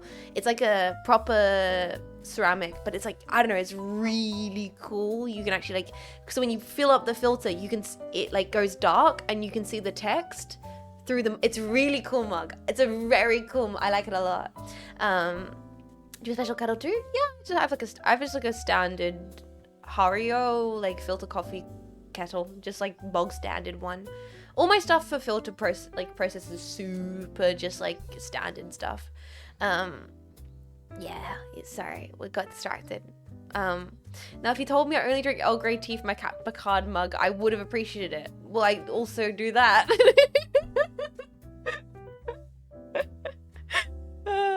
Anyway, let's go to the next question. Cash or card? I'm Australian, so mostly card. I kind of talked about this on Devil May Cry, so I won't go into it too much. Australia is predominantly a card-based society. Some cafes won't even have cash anymore, so I personally pay with card. Helps me also with my budgeting. I just keep track of things. I do sometimes have cash on me, as you guys saw with Devil May Cry, because I ended up paying for the pizza for Devil May Cry with cash, because you randomly just accumulate cash very slowly, and since you rarely use it, it just stays in your wallet. As I said on Devil May Cry, I like playing with cash because it doesn't feel real. You're like, the money was there and now the money was not there. It's almost like the money never existed. Whereas card, it's like I find I'm very aware of how much I'm spending when it comes to card. But it's good to have cash on you for emergencies, for sure. All right. Next question. I'll stop spending a lot of time on these random silly questions. We have actual serious inquiries further up I should be getting to. Oh, someone's asked, can you explain the movie Blow Up to me? I might put a pin in that question. I don't know if this is a perfect time for me to get into like a film essay about the film Blow Up. But it's a film I like a lot. Probably one of my favorite films up there. It's probably in the top 50, I guess. I would maybe put Blow Up in the top 50.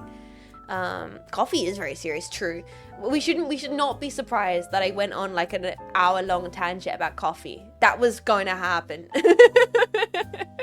Like, that was gonna happen. And I feel like I've barely scratched the surface. I feel like I could go on we could probably have a whole episode of the Unpacking pod that is just about coffee. Honestly, we could have a dedicated episode that's just on coffee. With card, I just blind spend without thinking. Interesting. I feel like I'm the opposite. Card, I'm aware of it because I have all the bank information and I can go through and check my budgeting, and I have different accounts for stuff, you know. So it's all there. Whereas when it's cash, sometimes you don't even get a receipt. So it's just like gone. Guys, you had the $20 bill and then you don't have the $20 bill. Where does it go? Who knows? Yes, exactly. Cash is surprise. Wasn't planning on spending it, so I wasn't saving it. It's just there. Yeah, exactly. Sorry, the movie Blow Up. I probably won't go into detail on this. I'll just say I really like the movie Blow Up. We might circle back to this question. I feel like, though I will say, in regards of like explain the movie Blow Up to me, I don't know if it needs explaining necessarily. Like, yeah, like there are actually film essays out there. It's one of those films that's been written about a lot. I would encourage you, or I'd implore, if whoever asked this question, I'd implore you to go read some of the classic film essays on the film Blow Up. I read like a short Like I actually read back in study, I read a whole book. There's like a little like analysis of blow up book that I think you can find like in libraries that goes through it. It's not a movie that needs to be explained by any means. It's just a movie that's very easy to essay about, in the same way like Rear View Window is a really easy movie to essay about. You don't need to. You can completely enjoy Rear View Window by Hitchcock without reading any essays, but like it's one of those movies where it lends itself well to that, so it's kind of fun. If you wanna unpack it, you totally can.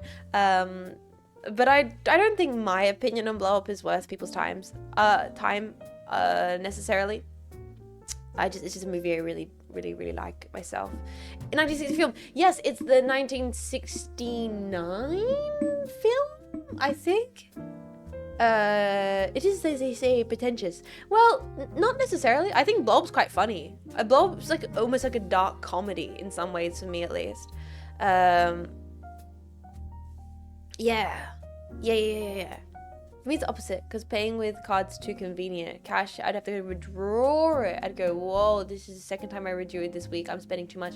Interesting, because I use cash so rarely. I would never ever catch myself withdrawing cash twice in a week, because it's so uncommon to use cash in Australia. I would catch myself being like, oh, I had to go to the grocery store for the second time this week and spend card, and then like look at my bank account being, oh, let me double check my food spending budget here. But yeah, that's interesting. That's interesting to get a different perspective about that. I guess because Australia, it's less common to use cash, so it's a different perspective for sure. Sorry, we'll go to a different question. But to answer your question poorly, if you do want to have Blow Up explained to you, there's a lot of ways to read about it. That's the correct answer.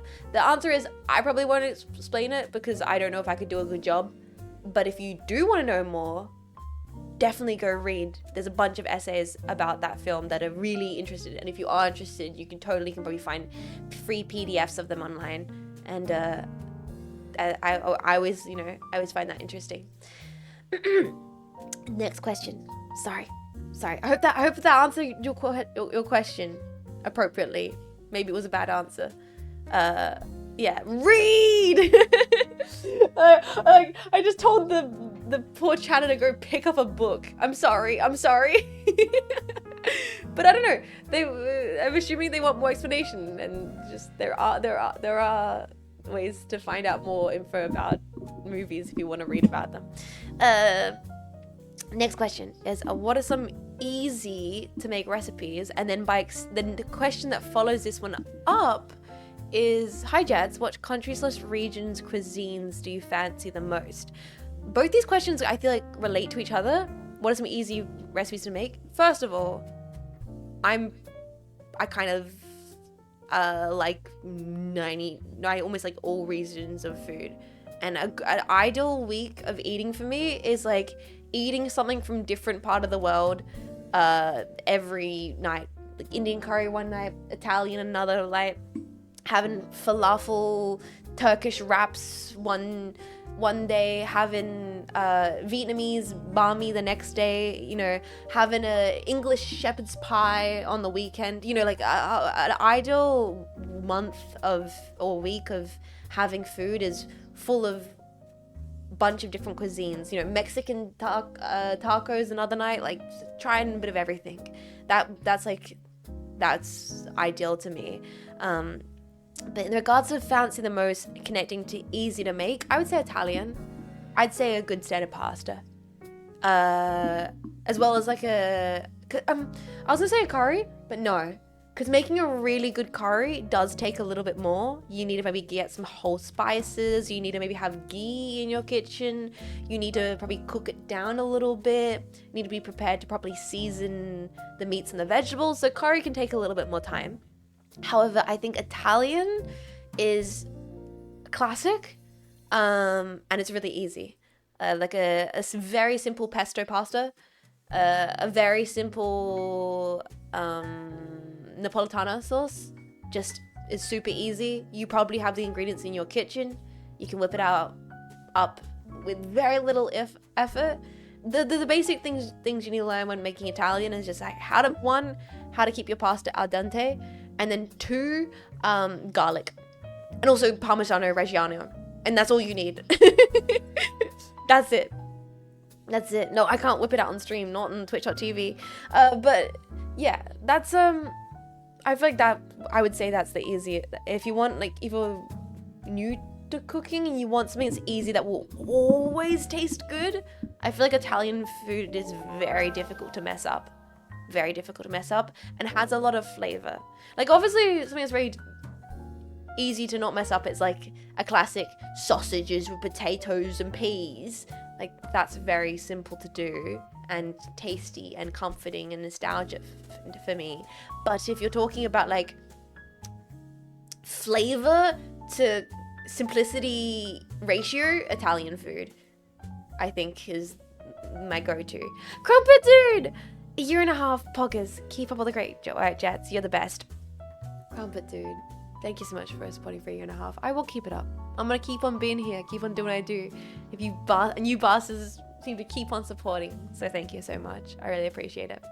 Yeah, tomato, black pepper, can't go wrong. Exactly. There's is that gnocchi? I mean, gnocchi is a little bit of a, I guess, skill jump, because, you know, you probably want to pan fry them. You're gonna then poach a gnocchi, then you pan fry it. I always do a gnocchi in like butter sage, which requires maybe more fresh herbs. You know, there's a couple more steps there, but a very simple pasta, like a penne, very easy to get al dente. And also jarred pasta sauce. I will never look down on jarred pasta sauce. You can get really good jarred pasta sauce. It's easy. It tastes good. It's night off on the week. You don't want to cook.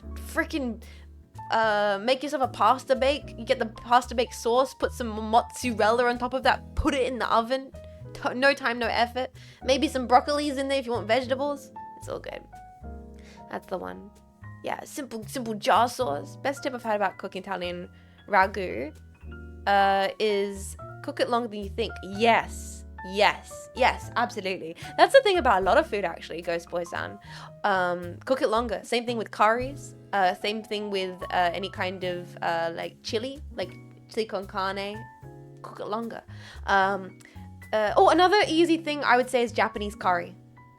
I made it on stream. I have done one cooking stream ever on stream. I made Japanese style curry. I made the whole thing on stream. And if I could cook at my desk a really decent curry, anyone can cook Japanese curry. Holy crap. It's so tasty and so easy. Anyway, it's also my favorite winter food. I've not had it in months. I'm waiting out for it to be winter time so I can finally start cooking Japanese curries again. No serious health issue, I assume? Well, it's definitely serious, but I'm gonna be fine. Anyway, next thing. A pin in your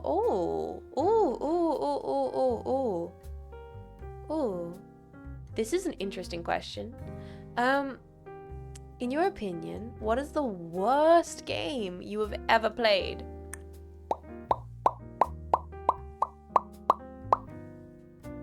That's really interesting. Dota 2. Yeah, that's probably Genshin. Yeah. Because I you know what, chat. I wouldn't say Devil May Cry 2. I wouldn't even say Devil May Cry 2. I wouldn't even say Deus Ex 2. I had fun with those games. Were they awful games? Yes. Were they great streams? Absolutely. Those 2 games gave me some value and I enjoyed them. Games that like I got no value from, I don't really vibe with Pal's World that much. Wasn't really for me. Is it the worst game ever? No. Like, Devil May Cry is fun for the stupidness. Invisible War was fun for the fact it was constantly breaking and we had some kind of poison. Never played League before my life and don't tend to. Not Genshin. Genshin was pretty bad because I had a breakdown. Bon appetit. To me, I think I have a different metric for what's considered a worst game than most people. That's what I'll say. I think for me, as a person who streams and hangs out with you lot, my metric for a bad game isn't got anything to do with the actual game. It's got to do with having fun on stream. So like, I'm not looking at a game for the quality of like how the game is actually made well. Was Devil May Cry 2 made well? Dubious at best. Was the Devil May Cry streams an absolute memorable stream that I will appreciate forever because we had such a great time taking the piss out of it? Yes. So it's like, to me, that's not the worst game I've ever played because it was a really fun stream. For me, a worst game, a really, really bad game is a game where we don't have a good stream on it. Like, you know, where it's just, this is not a good stream. No one's having fun here. I'm not having fun here. You guys aren't having fun here. And that's gonna, to me, that's a bad game. Good game's a fun game. Yeah. And it's like, I'm really not looking at the actual mechanics here at the end of the day, because we've played some pretty jank old retro games with really weird mechanics. And I've still been fun time. Just, I'm telling you, you're gonna get down with Tokyo Extreme Racer. I don't know if I'm ready for racing games, Shimada. I don't know. How about ones had no stream value? I felt like it was play fingernails. Dota was pretty rough, but also there was a lot more like moving parts that made Dota really rough. It felt like we weren't prepared for it. I felt like it could have been handled better. Felt like there should have been more time and patience put into making the game appealing for people who had no idea what they were doing. Like, so the Dota stream in general was just kind of all over the place. Was kind of a rough experience. Like we played that game, the Nuclear Nightmare game with the girls recently. That game's broken as fuck. Probably objectively quite an awful game. I had a great time with it because I was just running around being goofy, like doing bits. So as a person who's broadcasting this kind of stuff, it's a different metric in which I hold it to. Broken isn't always bad, in my opinion, when it comes to video games. Yes, yeah, definitely. Worst games I played barely qualified as finished products and were mere semblances of writing, etc. I feel like I'm yet to properly encounter a game I despise, and like actually hate yet. I think I've yet to encounter my worst game. And let's hope we keep it that way for a little bit. See, Cyberpunk's not till the end of the year, exactly. All right, let's continue with the questions because I'm barely halfway through and I've talked a lot already. All right. How did you manage to find your aesthetic? I've always loved your vibe. Ooh, let's unpack this one here. That's an interesting question. That's very open-ended and a lot to get into. First of all, thank you for saying you like my vibe. First of all. Second of all, how do you manage to find an aesthetic? I'm a little broken. I mean, that's been fairly established so far today, haven't we? And most of this conversation's been talking about how my brain and body's broken. No, I think if you threw me back into like the 18th century, I was fucking shoulder to shoulder, elbows to elbows with Oscar freaking Wilde, they would have considered me an aesthete. I think I have a strong predisposition to things being pretty in it. I think I have a kind of I'm magnetized towards trying to find to surrounding myself and doing things and acting and finding things that I think look cool, and like it's even same with all of my like, figure collecting, Gunpla, putting posters on walls, all those kinds of stuff. It's just letting your brain go, ooh, that's kind of pretty, oh, that's cool, ooh, and kind of indulging that part of the brain constantly. She's not a student. That should be enough, I think. Well, I guess the question is how, but this doesn't answer the question properly. Because the question is, how did you manage to find an aesthetic? To answer the question, I don't think I've managed to find an aesthetic full stop. I think that's a thing that's constantly evolving for me and has been since forever. The way that I dressed and the things that the way I styled myself when I was like 15 is very different to the way I dress and style myself when I was 19 versus the way I style myself now. And what's changed with that is more and more things I've interacted with, right? Like the more you find a random postcard or read a book or see a poster on a wall or listen to an album, or the more you play a video, the new video games you play, or the new clothes you find randomly in an op shop, or brand you find online that you go, oh, that's cool, I fuck with that vibe, that ends up contributing to what is, I guess, considered like an aesthetic. I'm trying to find out. I'm trying to like work through out here in my brain, what the person wants from this question. Is it to find? Are they trying to have a guide on how to find an aesthetic, or is it more about what goes into my own personal aesthetic? I'm trying to not get too sidetracked here. Like, is the question more to do with what has formed my own aesthetic, or how to find an aesthetic? In what order are you reading the questions? Oldest to newest. Yeah, I'm going back oldest to newest. We probably won't get through all the questions today, unfortunately.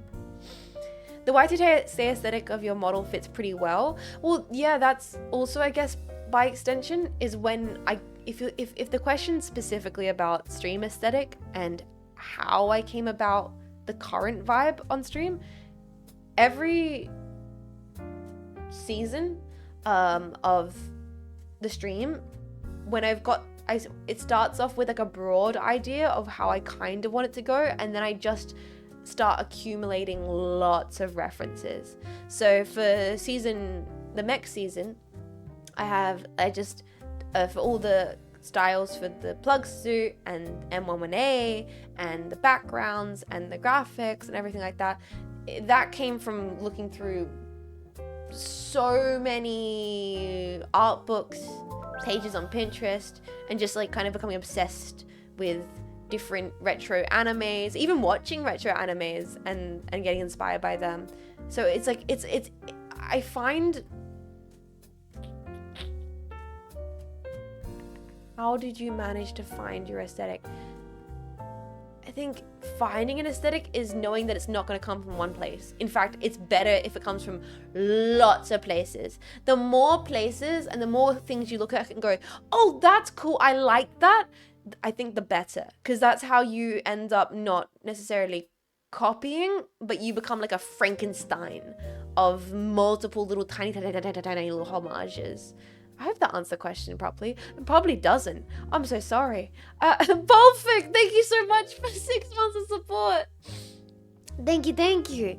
Cultural osmosis. Yeah, exactly. The more you see, the more you see. Yeah. The question was very open-ended, so I don't know if I went into that properly. But I think I got across some of my thoughts. I should have maybe thought about that one a little bit more before I answered it. I don't think they're really asking about an aesthetic. They mentioned they like your vibe. I think they're asking about more general interest attitudes on what you focus on in stream. We've got more questions further up, so maybe we'll keep scrolling through questions, and there might be more that delve into that concept more, and so we can kind of like pick at specifics, because at the moment it's a bit open-ended and I'm not sure if I properly answered that question correctly. There's a question here. If you could learn any language, which would you pick? Which totally relates to what we were talking about beforehand. At the moment, probably Japanese, because I'm a big weeb. But in the past, I've tried to learn a bunch of different languages like French and Spanish and everything like that. At the moment, I would like to get back into learning Japanese. I think it would be incredible to know multiple languages, but weeb brain says Japanese would be cool. All right. Next question. There's a lot of really short questions. I want to just try and speed run through a couple of these so we can get to the big questions that people asked. This one here. How far into this one outback have you ever actually ventured by yourself, and for how long? By myself? Not that long. By myself, not that long. Because I would go out for night walks and I lived in the bush as a young kid. That's probably, but I wouldn't go too far. Like, I wouldn't go to the point where I'm completely lost. Like, I could still see my home. you know, through the trees and stuff. And that was just like a few hours and a night walk when I was a kid. I've ventured out pretty far into the outback as part of like camping trips, exploration trips, and scouts trips. So like I've been into the bush like for like weekends for camping trips multiple times as a kid, you know, making campfires and cooking up damper and, you know, putting a swag up and, you know, sleeping under a gum tree. Like I've done all that entirely when I was younger, growing up very, very, very rural. But by myself, can't say I went for like a, you know, massive hike into the middle of nowhere on a lone one Jets mission a la Into the Wild. I can't say I've done that specifically, but I hope that answers your question. Okay, let's go more into these questions here. Do you have an influence that changed your stream the most? A person, a game, a time frame, whatever.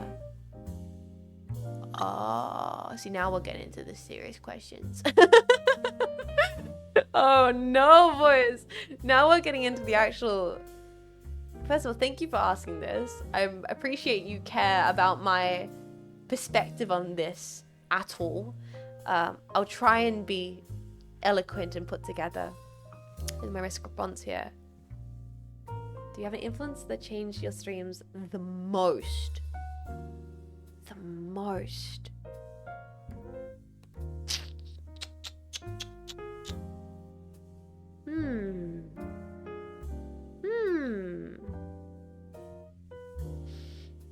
I feel like for every single big game series we play, that has done the largest shift on these streams. And I feel like you boys would totally agree with that, right? I feel like going through any of the game series, they've contributed the most to big changes. Metal Gear, Armored Core, you know, going through the Valve games, going through Ace Combat games, playing Voice of the Void. Answer is Eerie, clearly Eerie, our perfect daughter.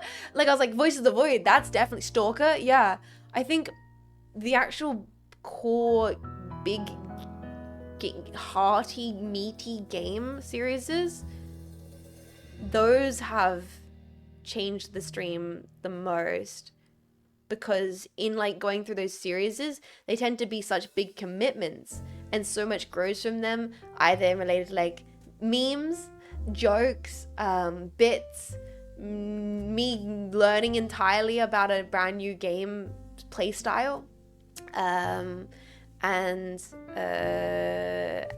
through all of that, I guess, changing and kind of keep growing as like a streamer, because I'm always like learning a new game, learning new characters from a game, learning new memes from a game, all of that stuff. So I feel like yeah, it's not just a game, it's game series tend to be the biggest changes to the stream, because they kind of become one thing I like the most about the jetpack, because I think you guys this is like a cycle where I'm the same and you bros are the same.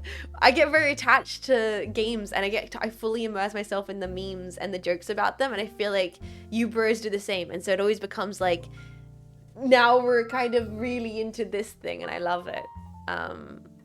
I joined on a Peace Walk, I think. The stream has evolved so much since then. Yeah, exactly.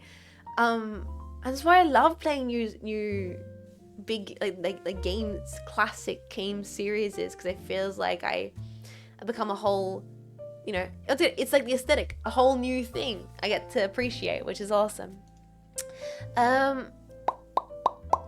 Next question. I feel like a lot of these small questions are by the exact same person, and so I feel bad that I'm missing other questions that people have asked.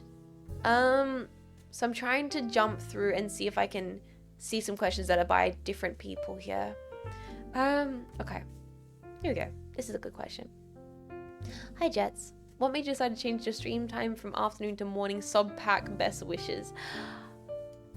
Stream schedule is always hard to get right. It's not like there's a deadline to answer them at least. No, we always go back and answer these questions. I just want to make sure I get through as much as possible because this stream's only meant to be 3 hours long. What made you change stream time? Stream time's always an ongoing, evolving things, and with my health at the moment, stream times will be changing again. I'll be doing weekend streams going forwards.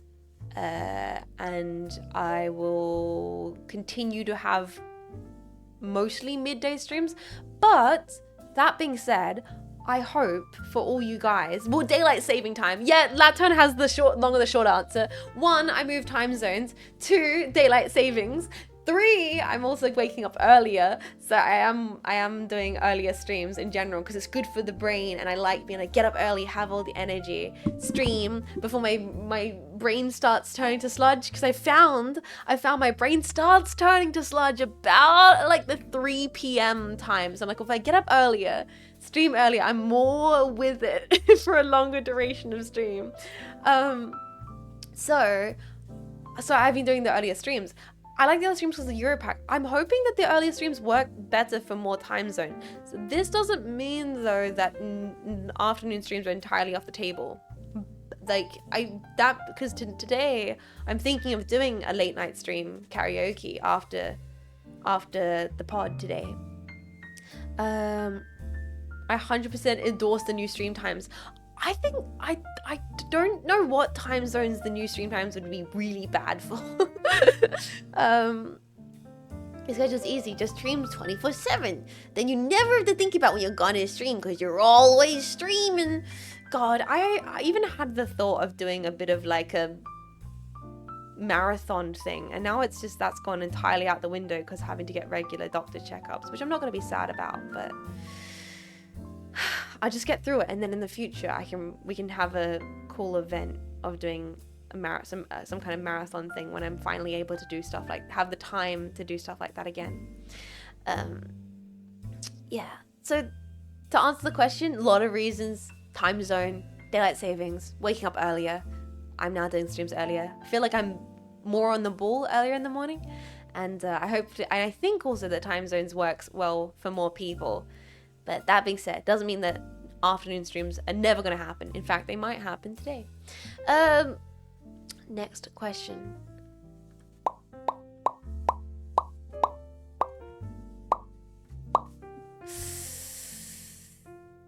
Oh, some of these ones, like, I feel like I need to be careful not to ramble about them too much. Hi Jets. Hi. If you had unlimited budget and unlimited time, what kind of movie or video game would you make? Spare no details. First of all, I don't think I'd ever make a video game. I love video games. I have no interest in ever making a video game. Never been a thing I've ever thought of. Don't think it'd be a thing I could do well. I'm gonna leave that one to the experts. So it wouldn't be a video game. At the moment, I've talked about this as well.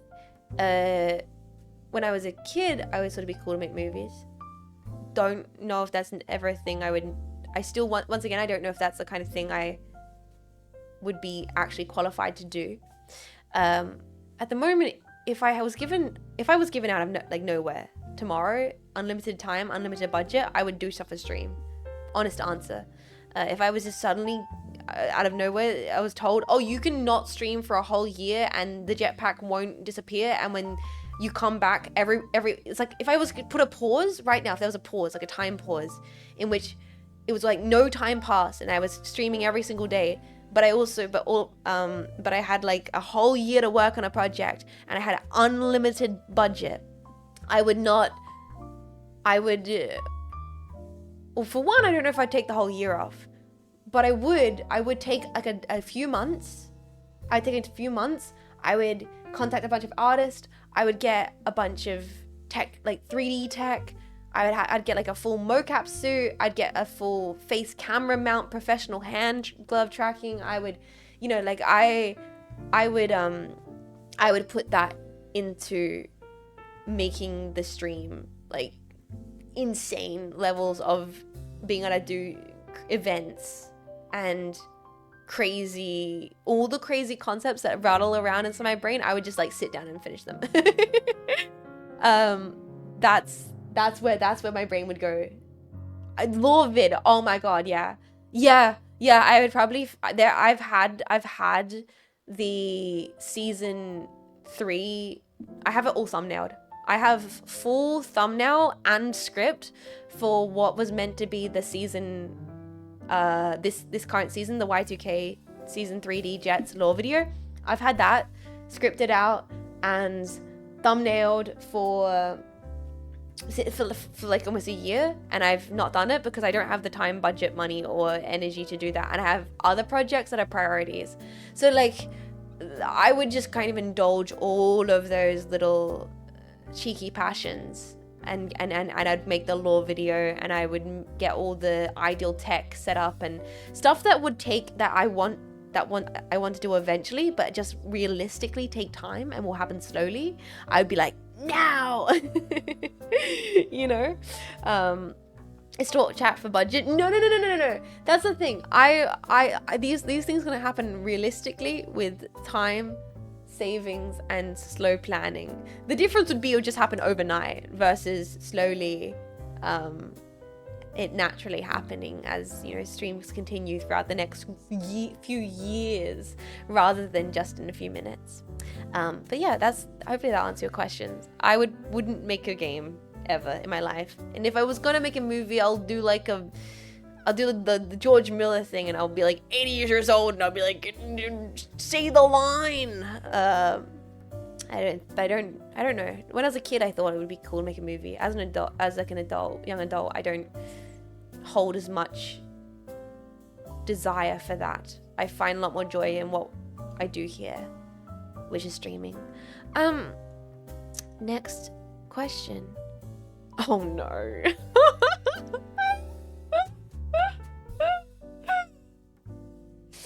Like, I still haven't made a movie. No, do it, digital bro. I'm just because my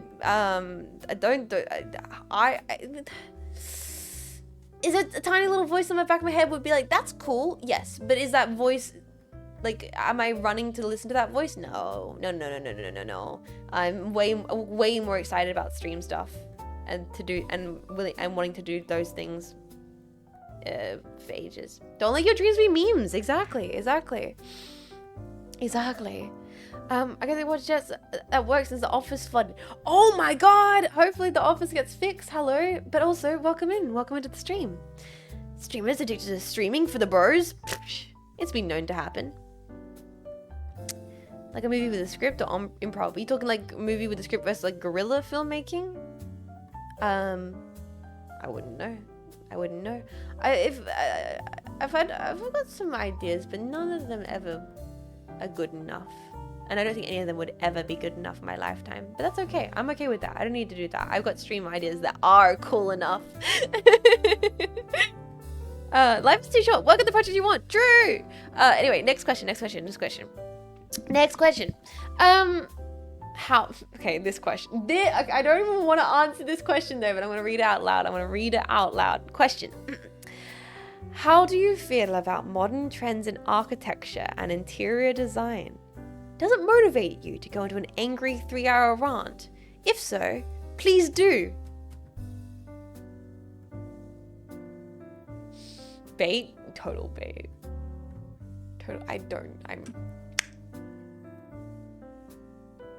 Do it. Okay. I respect this question. I'm hearing this question out. I'm reading this question out loud. We're gonna put a pin in it. I think we could have a whole dedicated episode of the pod which is just talking about buildings. We might keep architecture as a themed episode for the future, so let's not jump the gun on that, and we'll circle back to that sometime eventually. Thank you for your question though. You almost activated my sleeper agent line. We can have yes, chat, we'll have a coffee and cement episode. Architecture stream will get me banned from your chat. Try me. we'll have a architecture and coffee episode. We got more. That's the thing. We got some good questions here, and we can save them for the future as well. Okay, next question. Okay. Have you ever considered trying a drawing stream at some point? I may have missed them if you've done them before. Sorry. This also relates to another question that was earlier, further up, which says, even if you don't want to work on serious projects for art on stream, it would still be fun to see you doodle funny jetpacks or do Bob Ross style stuff, you know, things that are easy going. Thank you for both these questions, boys. I can answer both questions together.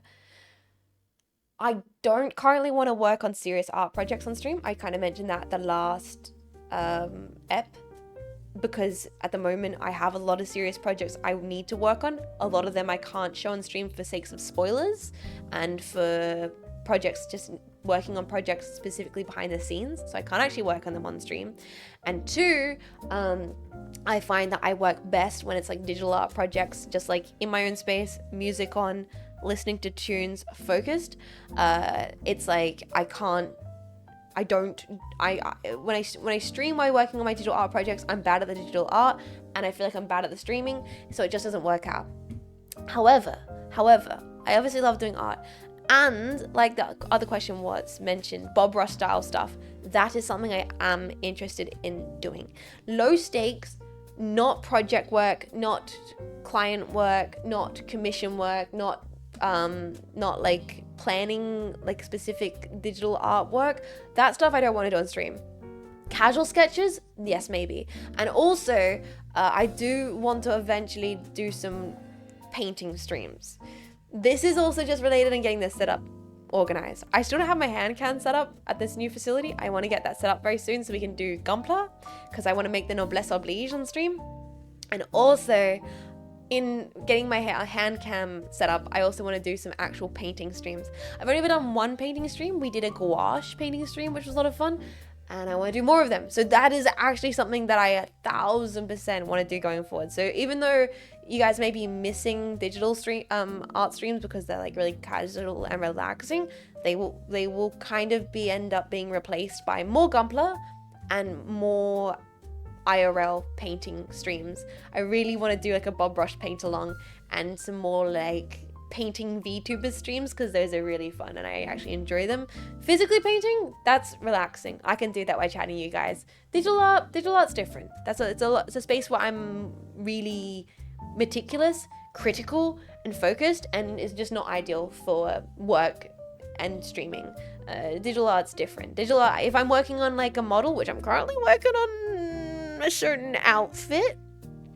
I'm currently working on a certain outfit for a certain cyber game. Like when we're working on that, I just wouldn't be able to do those kinds of stuff on stream. But I'm absolutely breezing through it offline because I have my headphones in, I'm focused, and I'm getting it done. And so that's the ideal space for me to work on those projects. But yeah, thank you for the questions. Here, what's next?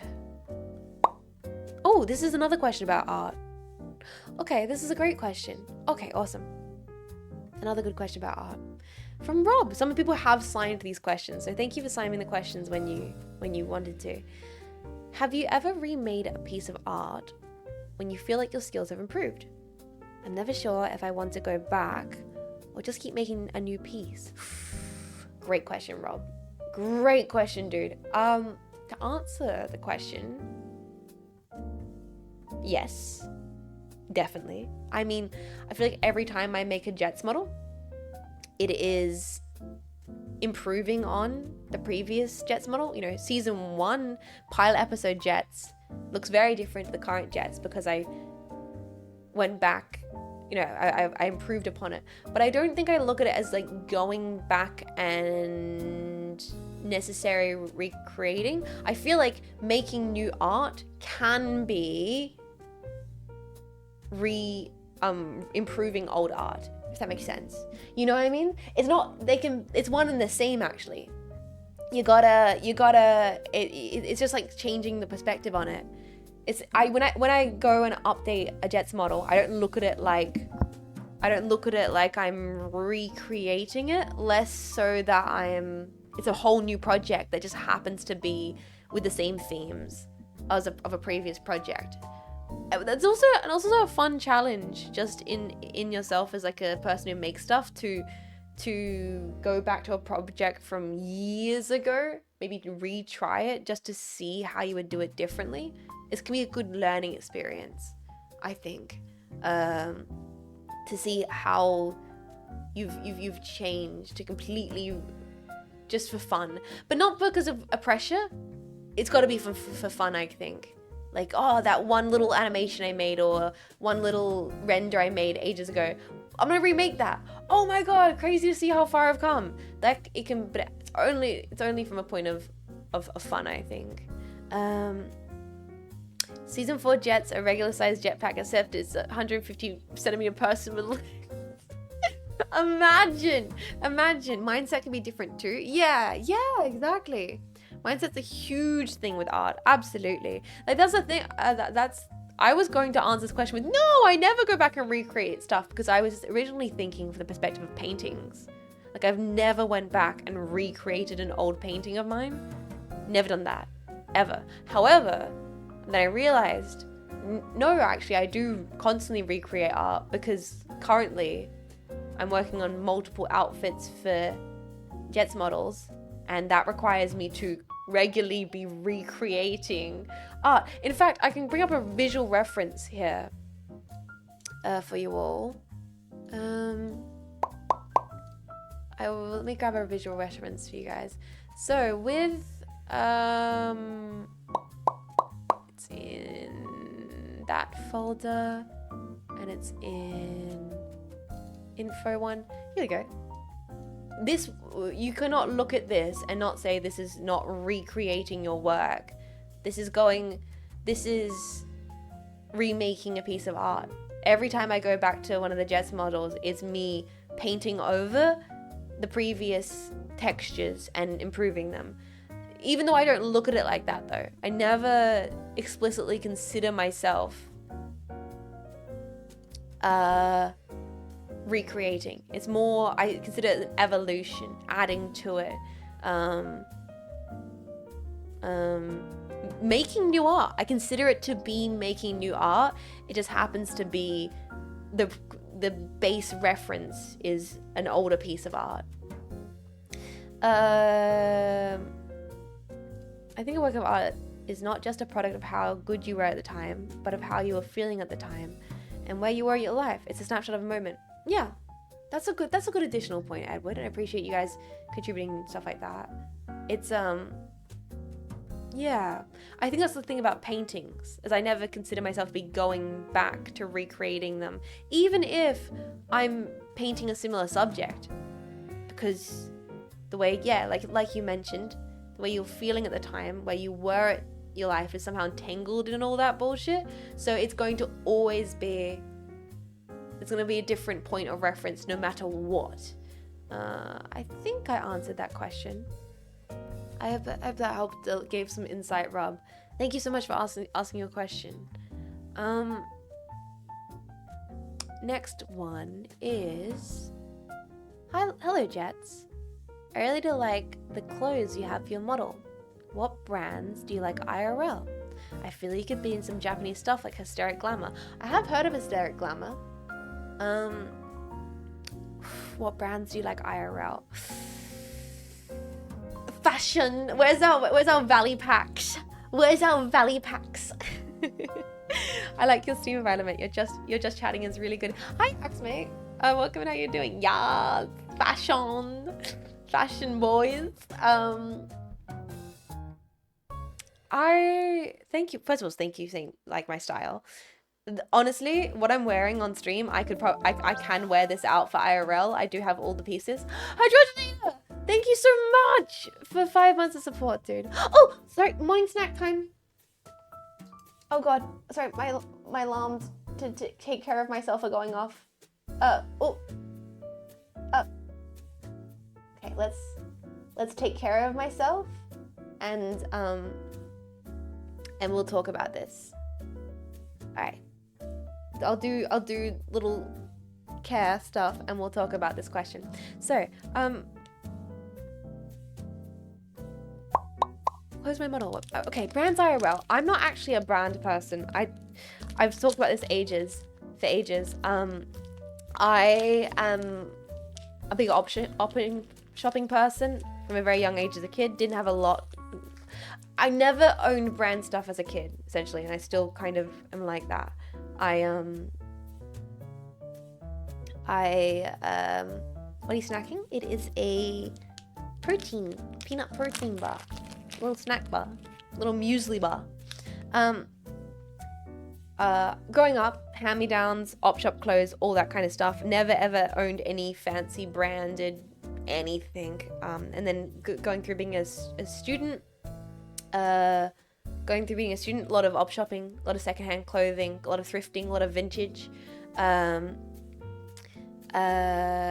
Only brands I guess I really had were like my shoes. As I got older, a pair of classic, beaten up Doc Martens. That's probably the closest thing I got to being like, yeah, this is a brand I wear. But there are brands I like purely through like art history, fashion history, but they're not things I'd ever own. Like I really like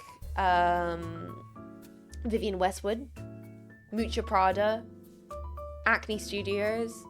I really like Alexander McQueen. Like there are fashion designers. I think their work is interesting from purely like an arts perspective and a cultural perspective, like historically the punk movement or things like that. Sorry, eating my snack. But what do I wear? I will very boring stuff.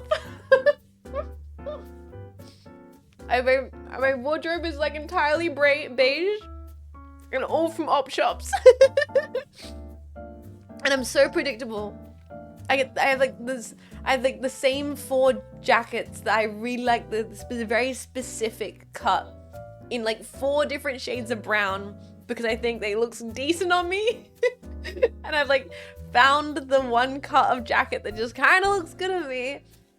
And I just wear that with like a neutral sweater and a pleated skirt or a pair of sanded slacks, and I'm like, yep.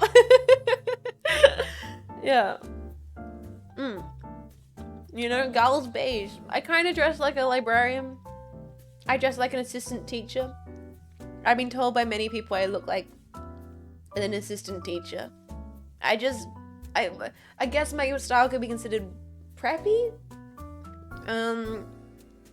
Like just the random gallery assistant kind of thing. Yeah, it's very, very neutral. It's a nice vibe though. Hi, Cleo's welcome in. I wouldn't know if it's academic necessarily. I don't try to adhere to any style. I just kind of wear things that are comfortable and I feel like look appropriate on me. I got told I just like a university professor every day. Hell yeah, dude.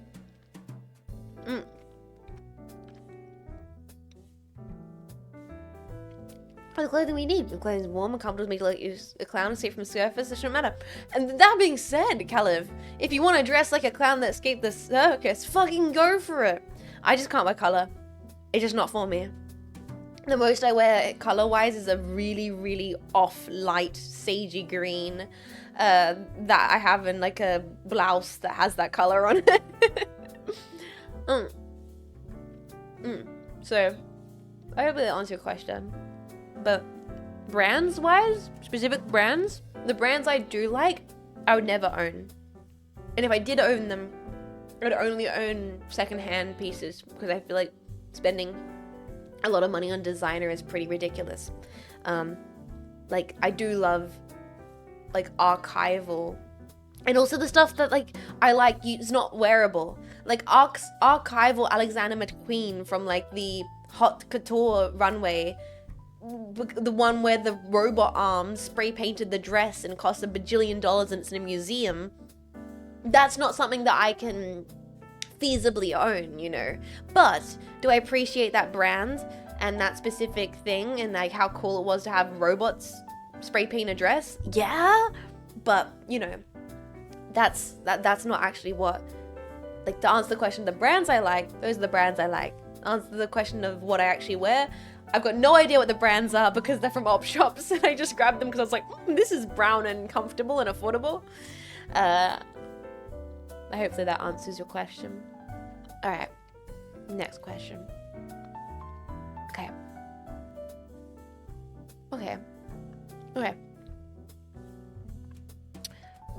Hi Jets, I'm really curious.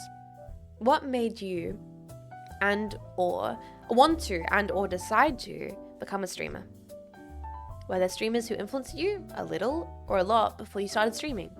I feel like I have mentioned this beforehand, for sure, as people have asked me this question before in stream, but I feel like this is a good place to, I guess, rehash the same old story.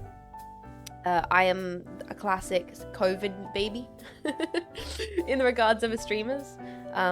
Did the whole, like, I was in lockdown and on my computer and at the time in a share house with a bunch of housemates, but my housemates moved back to the family throughout COVID, so I was basically alone in the share house. Kind of, I'm fine with that. I mean, I've been alone for the last few, like, you know, ages, so like I'm completely fine with independence. That wasn't the problem, but it meant that I was, you know, just chilling, hanging out by myself. A lot of time to kind of let my creative, imaginative mind run wild because study had been paused. That was the main thing. Study was put on pause because of COVID. Anyway, the edamame thieves. So I was like on my pewter late at night and you know, get the YouTube recommended Hololive. What the fuck is this? I think this is before the first EN gen comes out. I'm like, what's this? I'm like, that's really interesting. And then I started watching a bunch of videos about Hololive and Oblivious.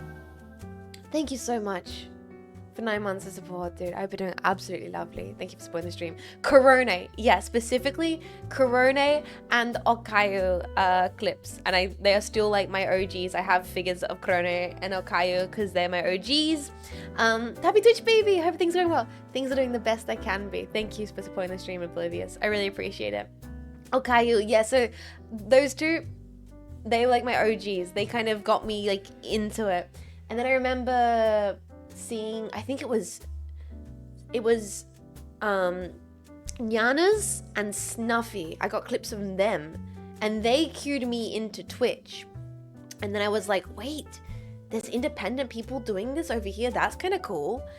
And then I believe Hollow EN dropped later in that year, and it was kind of a combination of like, hold on, this is really cool. I really like this. There's people who are doing this now on Hololive that are English. There's people on Twitch doing this independently. And I just thought, Lamau, wouldn't it be funny if I was funny anime? Wouldn't it be funny if I was, you know, cool anime? And so I just kind of sketched out this concept. She said Lamau. Yeah, I said what if? At what stage was your art at this point? No art. My study was put in pause, which ended up allowing me to just sketch up a little concept, like of an idea, and then the concept became more of an idea, and I started writing down notes, and I found myself Googling, how does one become VTuber?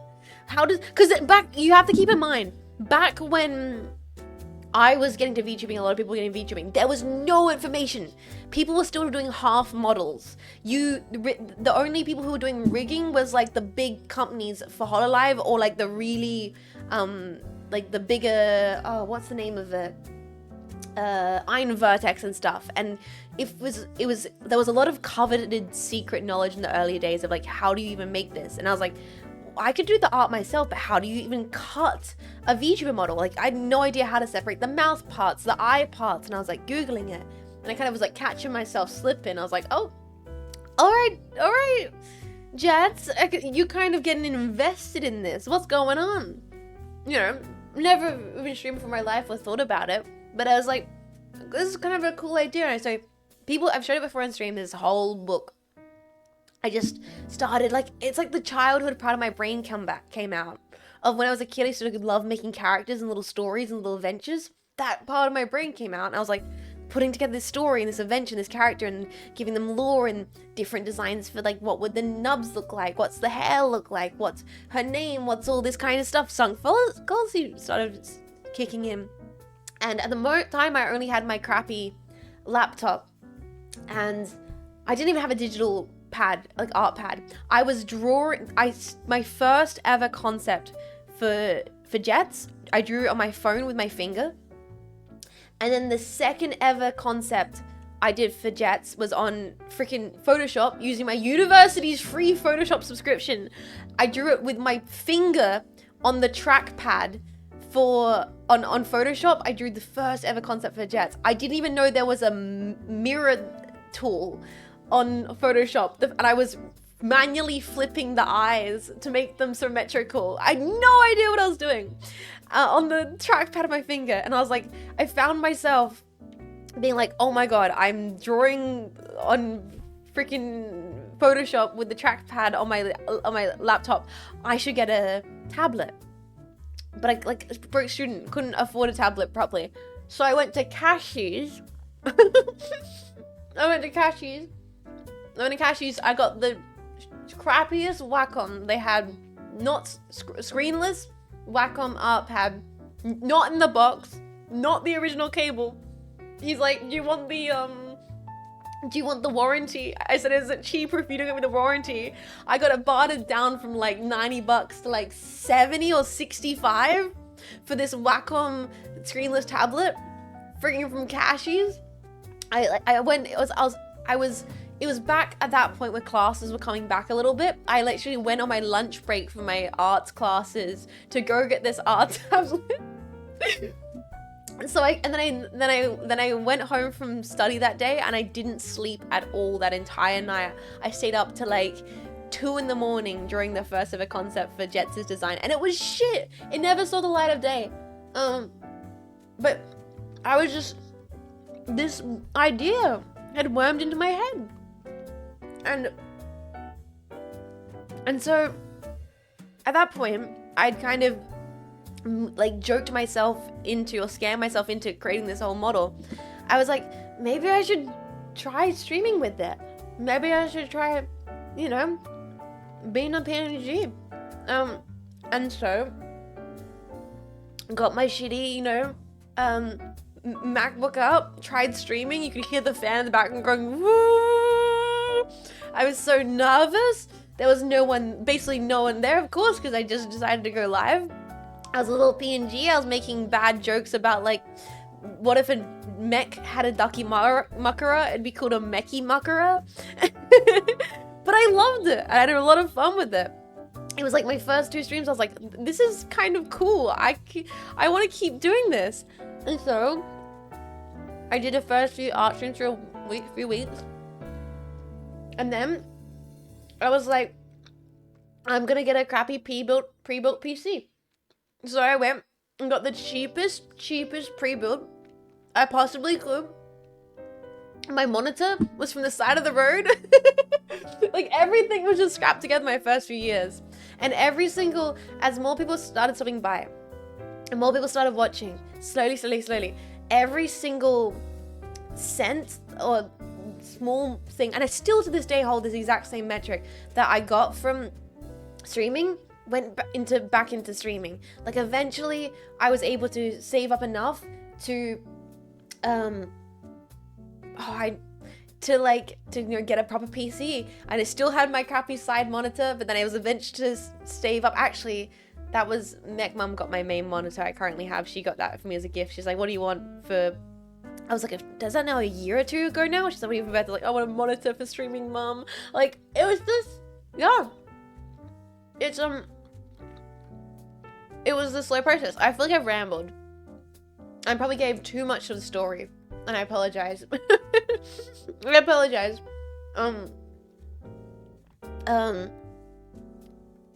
But yeah, Sorry, I probably went into too much detail there, my man. So my mans, I'm sorry, dudes. It's a really cool story, but that is what made you to answer the question, what made you decide to become a streamer? I kind of tricked myself into it. It also was like an impulse. Like, there wasn't one moment where I decided to become a streamer.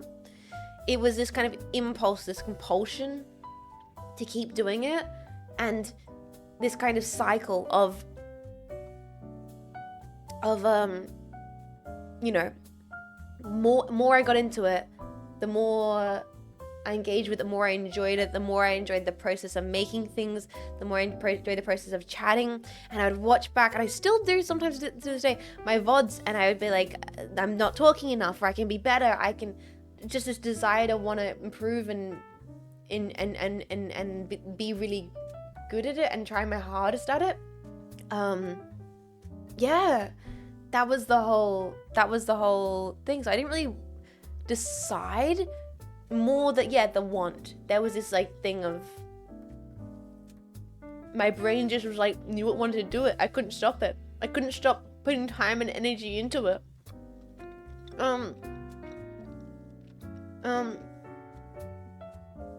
Yeah, you told yourself you're doing it ironically, but deep down in my internal core, very serious.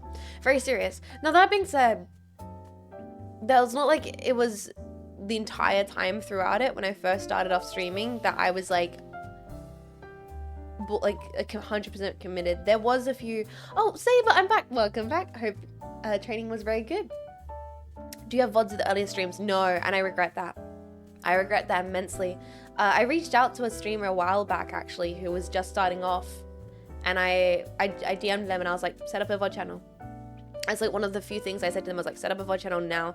You might not think that anyone's gonna watch it, or that you even need it, or anyone's gonna care, but you will. You will regret not having your early VODs out there for prosperity's sake, for community's sake. I regret so much we don't have those first like Doom streams archived, because I was a PNG, like I was like a V-Roid PNG playing Doom original OG for the first time, and I'm so sad they're gone. I'm so sad. Lost Necapara streams. I mean, I can't help it now, but if there's one thing I say to people who are starting off streaming, don't discredit your VODs. You are, like, I would probably look back in those VODs and go, oh my god, I'm such a bad streamer. Good. It would be so nice to be able to have that, to see how much of a quiet, bumbling idiot I am. I'm still a bumbling idiot. I'm just a little bit less nervous. Some days I still get nervous, but you know what I mean. It's like, yeah, I'm sad that they lost a time. Redo the streams of the old PNG, fake the new historical record. Oh man. Yeah, so that's sidetracked a little bit there, but by extension, with what I was saying with the whole like deciding to become a streamer, influence wise, I think definitely gotta say Holiday Live, of course. And I will say like massive shout outs to like independents like Snuffy and Nyanas back in the day, because seeing independent streamers on Twitch is what made me go over to Twitch and get interested in, you know, trying out streaming on Twitch. Those girls are the OGs for a reason. And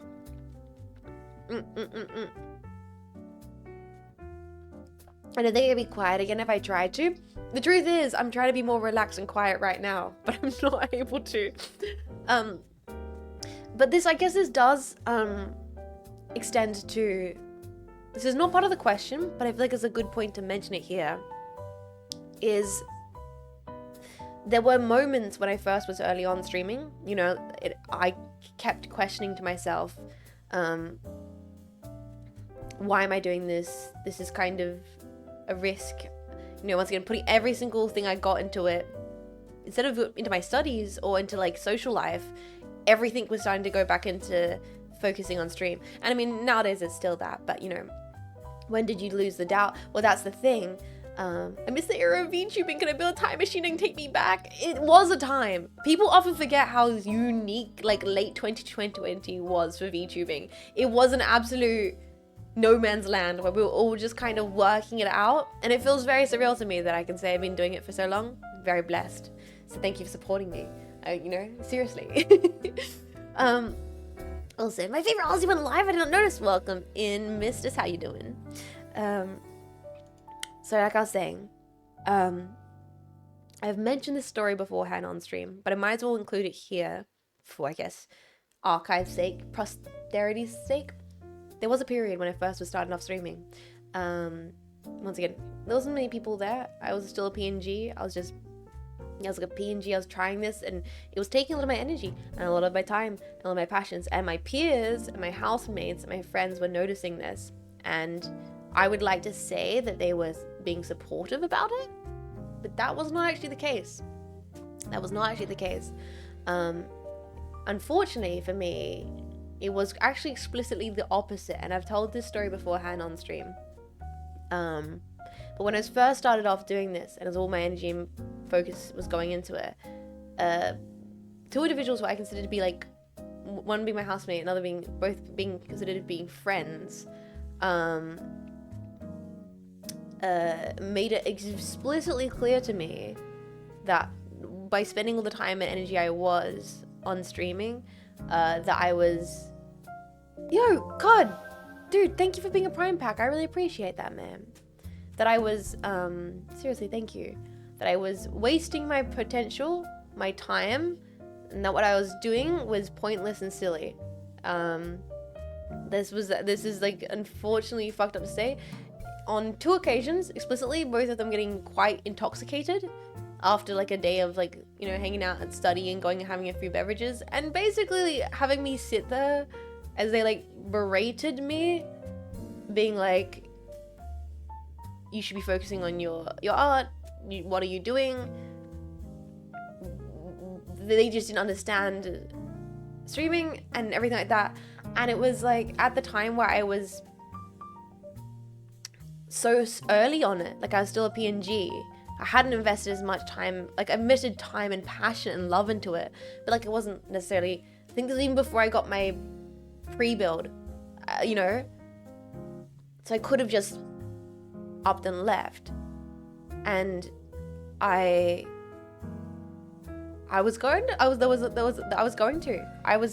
thought about it, because that's what happens when you have people who you trust and appreciate in life tell you like you're not doing the wrong thing. Your brain goes, oh shit, maybe I am. And I think I've mentioned this as part of the story.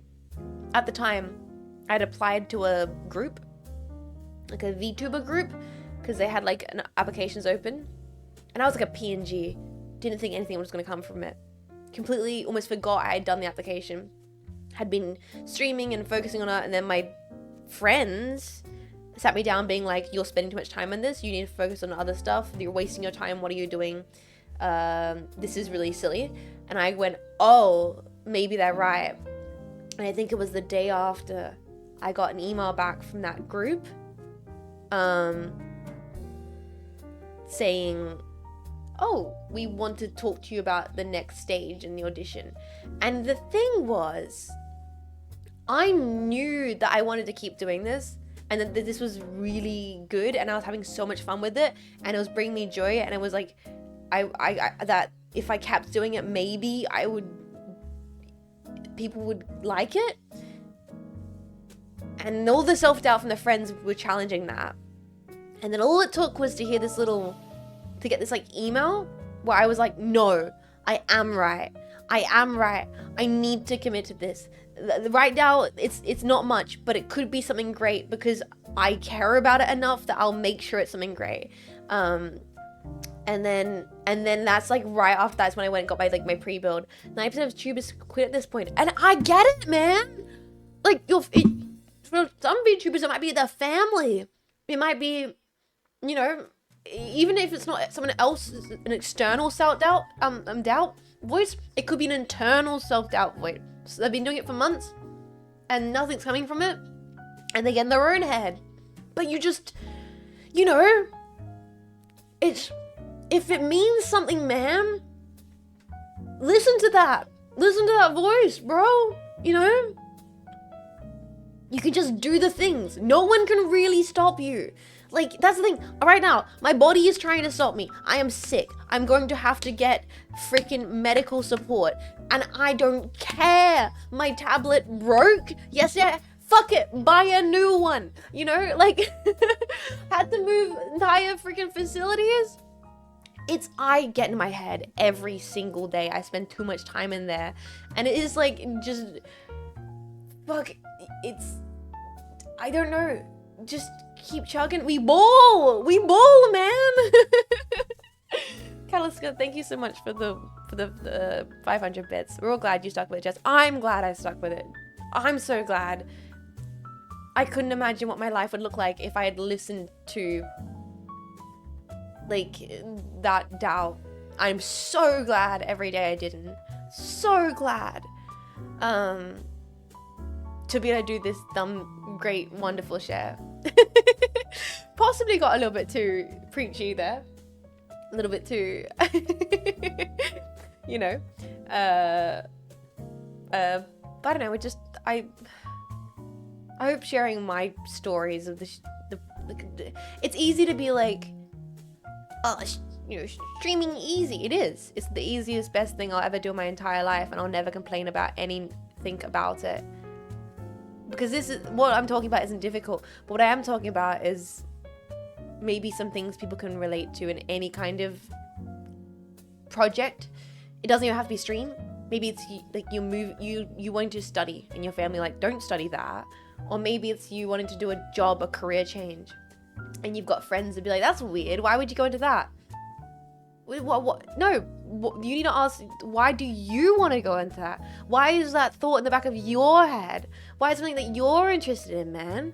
You know? Because if I listen to my friends being like, oh, you're abandoning your other passion for this other frivolous thing, then I wouldn't be here right now hanging out, having a goddamn coffee with the coolest packs of purple motherfuckers on the entire internet. And I wouldn't want to give that up for the world.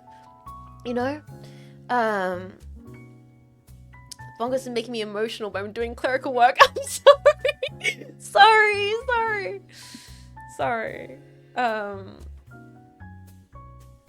was your first experience in joining a VTuber agency in your early days? I've never joined a VTuber agency. So that, like, interview thing, nothing ever came from that. And at the end of the day, the hearing back from that interview wasn't even the thing that mattered. I knew in my heart I wanted to keep on streaming. And it was like, all I needed was a tiny little bit of affirmation. That's all I needed to be like, no, I already knew I wanted to keep doing this. I need to push out that people telling me otherwise. And don't forget, people are drawing stuff because of you, making music. Oh, that stuff is fucking mind-blowing. You guys' creativity will never not be a ongoing blessing. Seriously. But I think I've answered that question way more than that person expected.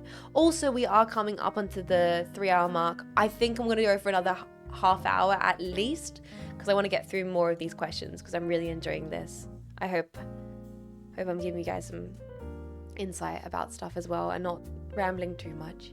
But yeah, that's why what made me want to. It was compulsion. Who inspired me? Other cool VTubers, for sure. And then here's another interesting question. What piece of media, whether a book, film, game, otherwise, completely changed your life? For me, it was Blade Runner Final Cut. Yeah, I mean, I can relate to Blade Runner Final Cut. This is hard though, because singular piece of media that completely changed my life, too many. This is comfy ass, go off. I'm glad you guys are enjoying it. More unpacking. Unpacking is working well. We really are unpacking my stream origins in this episode. You're amazing, Jets. I think it remains from watching you more of the time zone. Happy to have you streaming and sharing your time with us. Thank you for your time, though. That's always the most important thing to remind. Thank you for taking your time out of the day, spending time with me. The Smiths? Bro! Severance, bro! List them! I would probably could spend a whole day churning through my shelf of books, my shelves of vinyls to find the core pieces that define me as a person, I still would not be satisfied with what I come up with. So many things. And some of them are the dumbest things ever. Like, I'm not gonna sit here and not be like, maybe listening to In the Airplane Over the Sea when I was 13 had a profound impact on who I am as a person. You know? What game is your most neurodivergent about? Armored Core. What's the band you're most neurodivergent about? The Smiths. What's the TV show you're the most neurodivergent about? Maybe Twin Peaks. Maybe Twin Peaks. Vinyl collection stream? You guys would want that? I could do that. We could do a hand cam stream where I show you guys my entire record collection, but would you guys want that? Yeah? That'd be cool. I could maybe actually set it up so we can listen to the songs a little bit on vinyl. Like, I could try and see if I can set the camera facing towards my turntable, maybe? I got more gunpla to build first. We've got more gunpla to build. We got more gunpla to build. Patti Smith's Horses would have to go up there.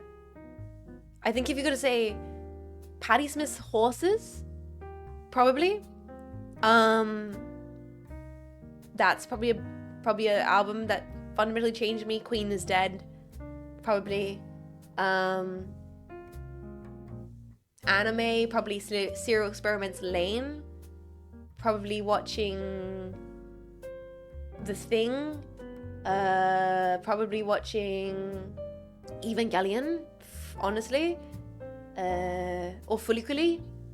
Or playing Deus Ex. I think playing Deus Ex incredibly changed me. Death Stranding. As a person, reading books, I think, Slaughterhouse 5, possibly, I have to look at my bookshelf. There's a bunch of books I've read that probably profoundly left an impression on me. I genuinely like Picture of Dorian Gray. That stuck with me. Death Stranding was sort of religious, yeah. Patlabor 2. 2001: A Space Odyssey in the IMAX for my 20th birthday. That changed me as a person forever.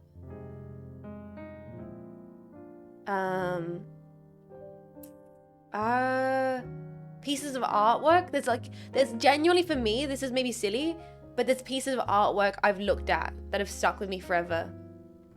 Like Edvard Munch's self-portrait with cigarette. Probably, I think it's called Swan in Unison by, what's her name? I'm mental blanking now.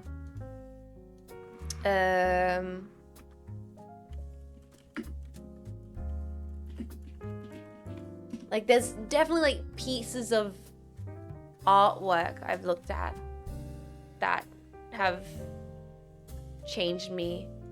Hilma af Klint. Yeah, like Hilma af Klint,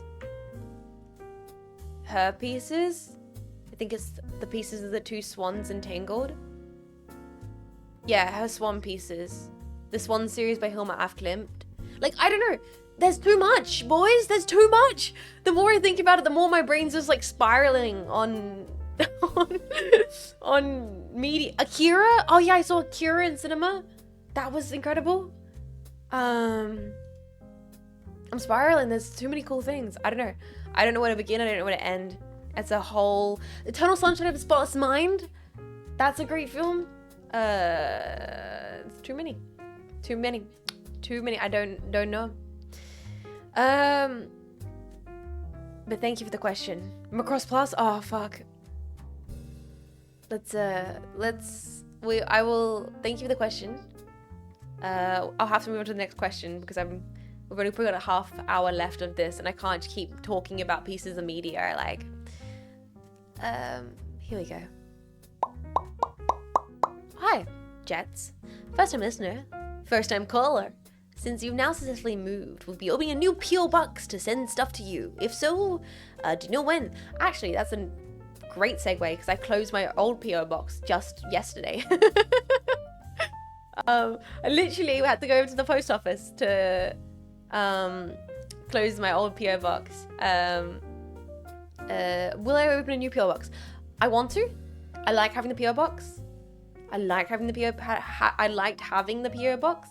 It allowed me to receive physical cool like creations from you guys, and I have them everywhere. Like I have like the coaster and the wood art and the jackets and the keychains that you guys have made. I have them and I cherish them. I have a whole shelf of things Jetpacks have sent me. I adore them all. So having that avenue available in general is something I do appreciate having. At the moment, I'm going to hold off for a little bit, just get some more things sorted because it is quite costly. And what I might do is I might wait until people have a few things they want to send through before I open one up again in the future. But we'll be eventually. And when I do, notifications about it will be in the Discord, so just keep your ears and eyes open for that.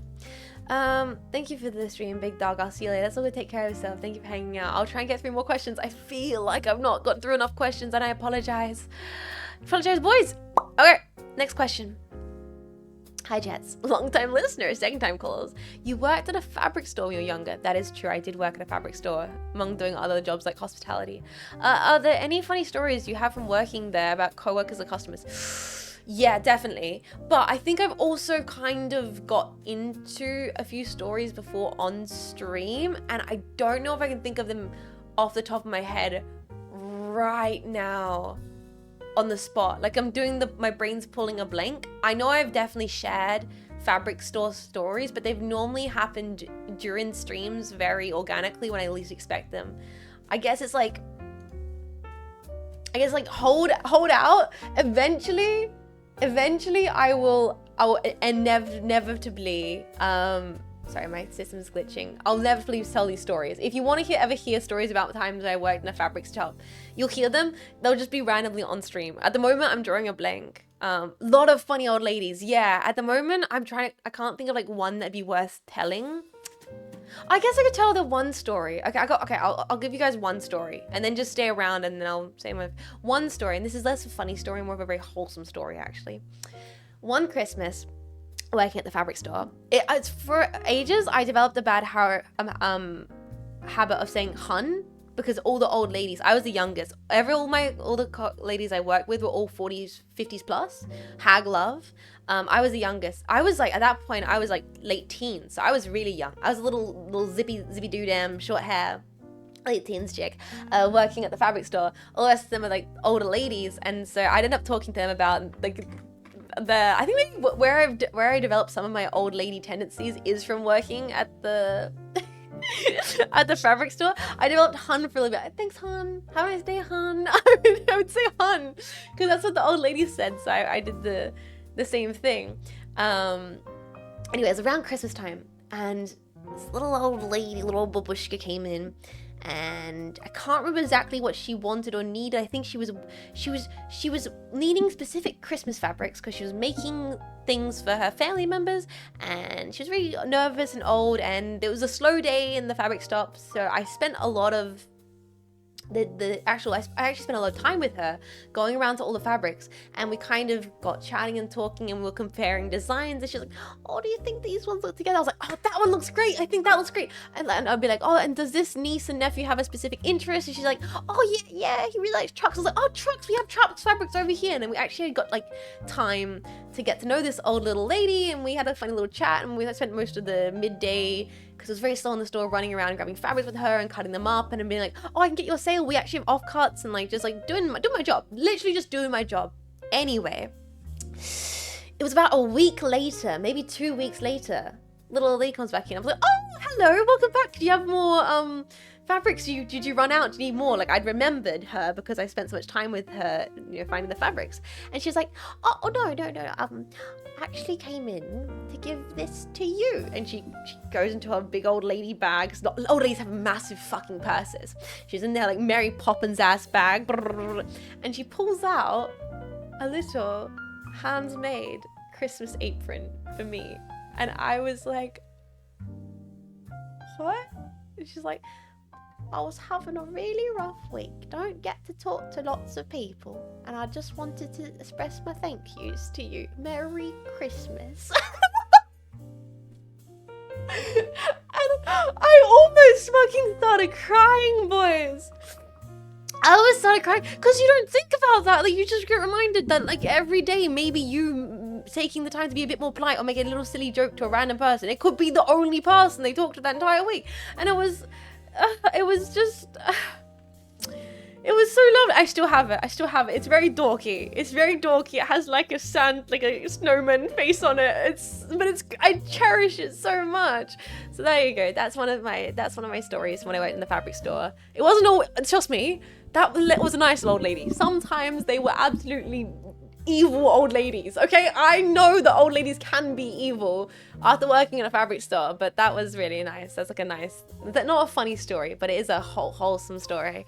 Of the few times where it's like, I feel like I kind of felt like getting emotional because I relate to that old lady a little bit. I don't know about you bros, but I'm very much like, the way I express appreciation for people can tend to be for making stuff for them. It's why I'm always willing to work on VTuber stuff for my friends, be it concept art, assets, overlays or stuff, because to me, sharing appreciation is making things. So like, having this old little lady make something for me, I'm like, this is gonna be me when I'm 80, making little aprons and stuff for family to show that I appreciate them. I'm not good with words. I can rarely say that I appreciate an individual or you guys know this, I'm bad with bros. I literally do this to you bros. I would rather make you guys an artwork than be like, I appreciate this community, man. Like, I'm so bad at being like, I appreciate this community.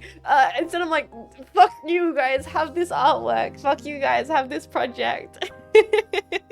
Words is not strong suit. Brain is not good with words.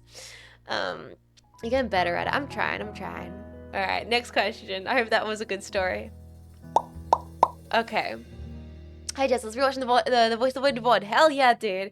And I was reminded, I heard this thing once about some Australians celebrating Christmas in July to better match the season. Thoughts? How common is it? Great question. This is great. This is a good...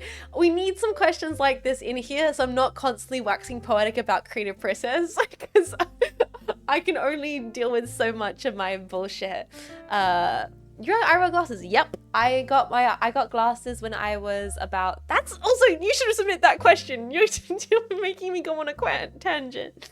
I got glasses when I was about mid-teens. I think I was around 15, 16 when I finally got my prescription of glasses.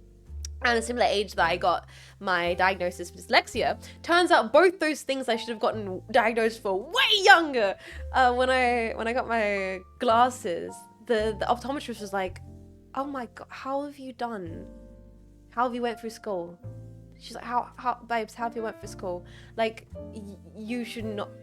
It is crazy that you went through all your education, your brain not functioning properly, and not being able to see fully. Like, I was like, yeah, I'm just sitting there like, I don't know.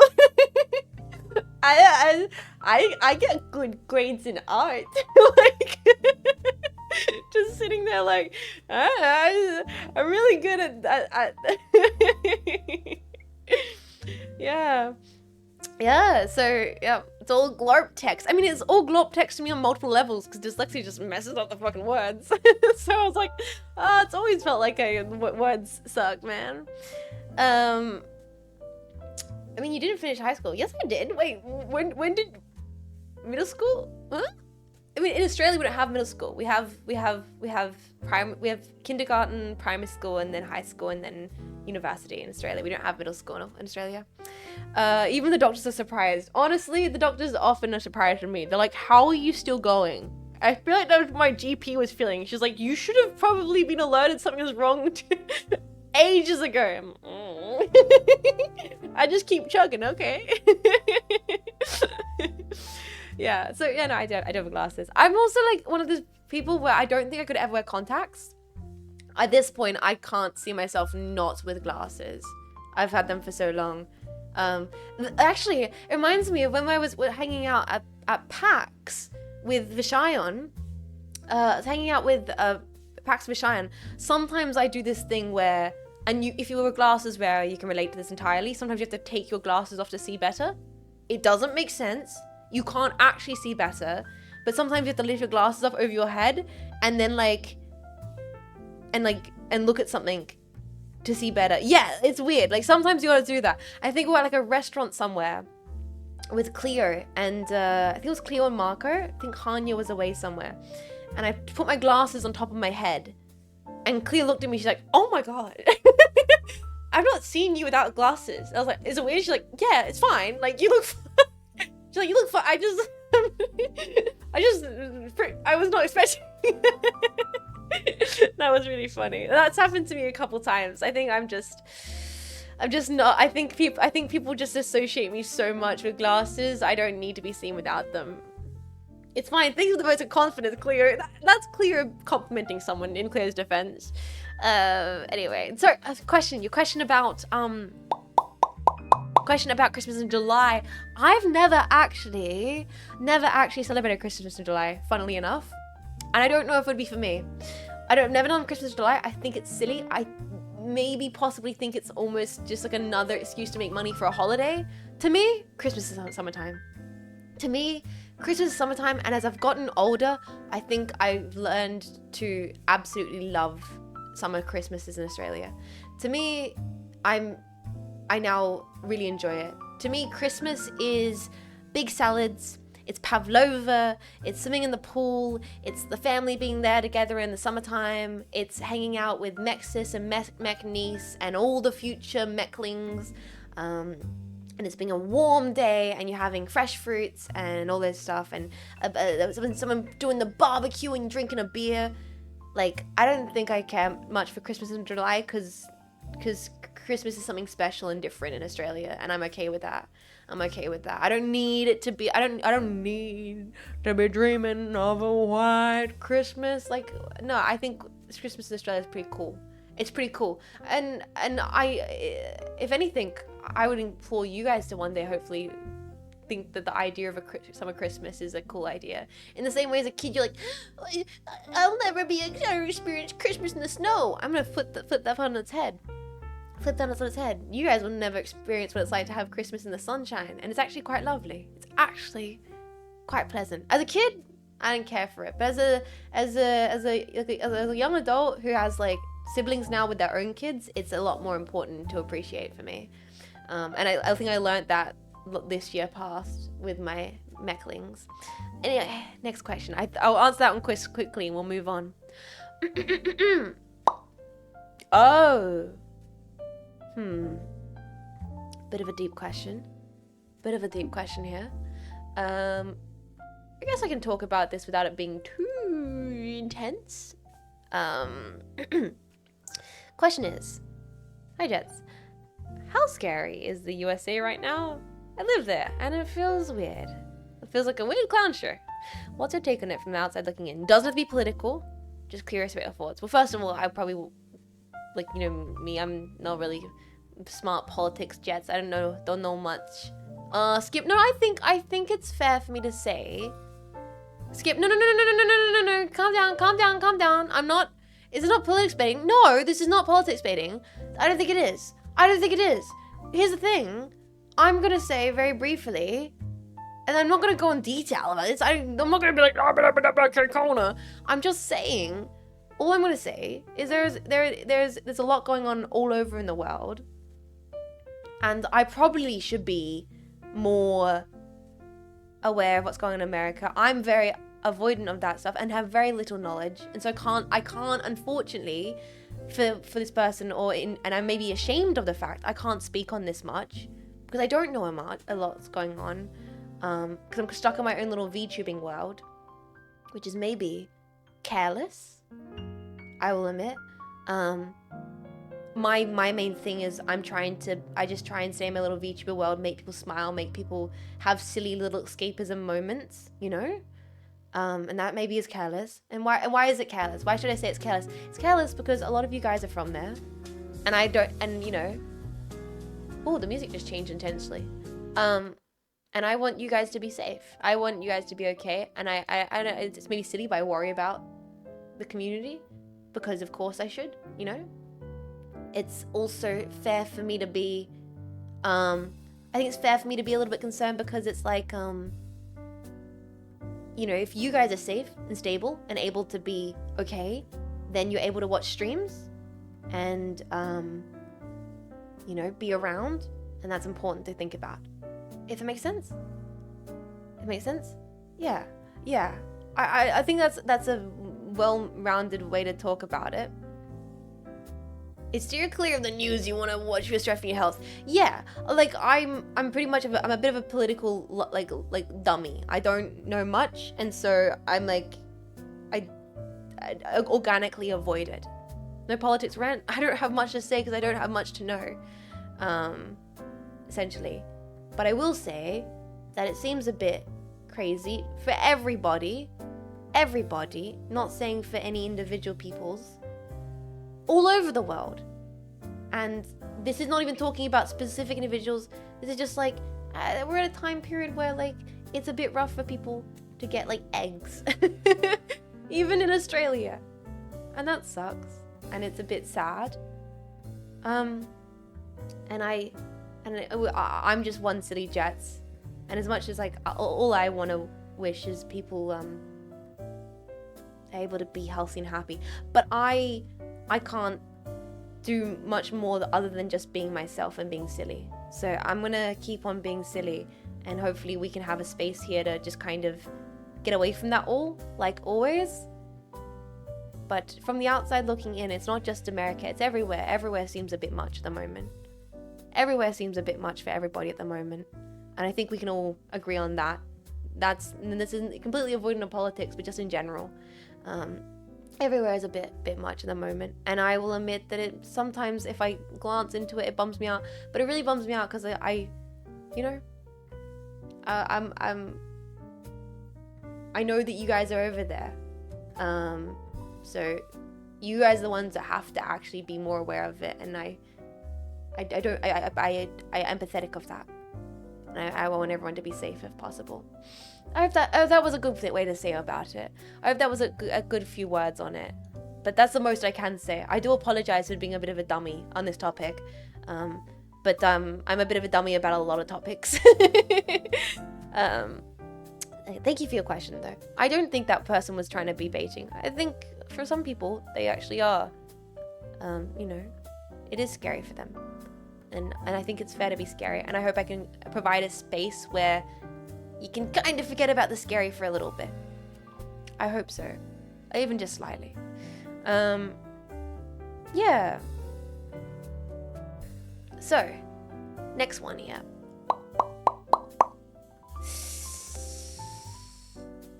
Oh, have you considered turning these Sunday morning question segments into a YouTube series on your channel if they do well? They seem perfect fit for YouTube format. Great question, actually. A really great question. Favorite Jets, dummy smart. I'm dummy smart. She hates burgers. I think old regular is the absolute opposite. I really appreciate you boys, and I know a lot of you guys are burger bros, and so I am. If anything, to answer this, I don't want to go back to the question again, but the question of like, how scary does it look? Sometimes I get upset about it being scary because I worry about you fuckers. That's the honest answer to it. Whenever I see scary stuff, I go, that's my boys, you know? Like, it does seem, if I ever see anything that's a little bit, I'm like, that's my boys, man. Like, compared to most Australians who can be really detached from it, I see it and go, fuck. I hope the lads are okay, you know? Like, that does go through my mind. To answer your question, yeah, that does go through my mind. Yes. That thought crosses my head when I see shit. I'm like, fuck. If I do see something and it's a bit weird, I'm like, I hope whatever's going on, members of the community are staying alright. You know? Gonna be okay. We're all gonna make it, bros. We're all gonna make it. But yes, talking about turning these questions into a YouTube format, maybe, actually, maybe. I was definitely these VODs will be all, as everything archived on the VOD channel.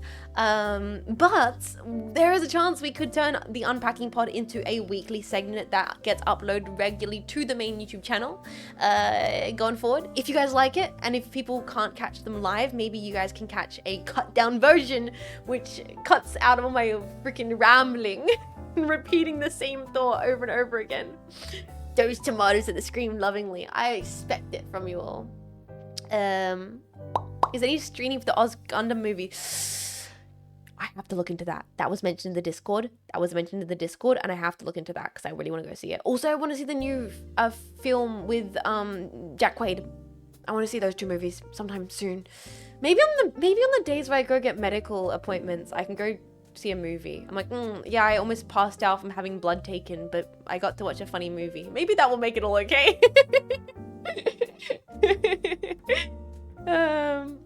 But to answer the question beforehand, Jack Quaid fangirl, I'm slowly becoming a Jack Quaid fangirl, and it is a toxic trait of my that I'm developing. Some candy with the medicine. What did it say? A spoonful of sugar makes the medicine go down in the most delightful way. Oh goodness, we're hitting very close to 3.5 hours. Should start donating blood. I think I have to get past just doing blood for regular checks before I can even consider donating blood. But who knows? Who knows? Maybe if I end up doing this regularly, I'll actually get past my fear. We'll see. Maybe I'll actually do proper, what is it called?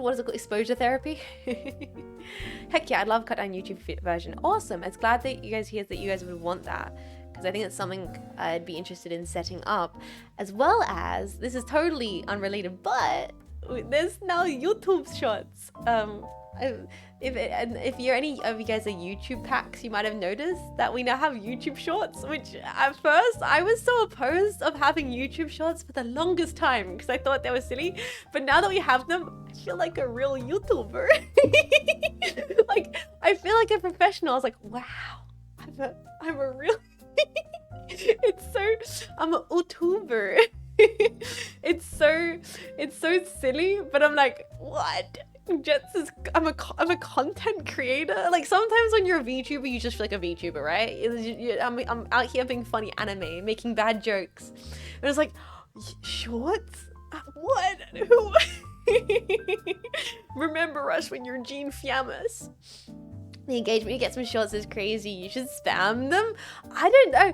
I kind of like them. They're being made because editor of this stream, Howdy, is really good at making them. And I was like, okay, let's make them. And because they're actually really good, let's post them.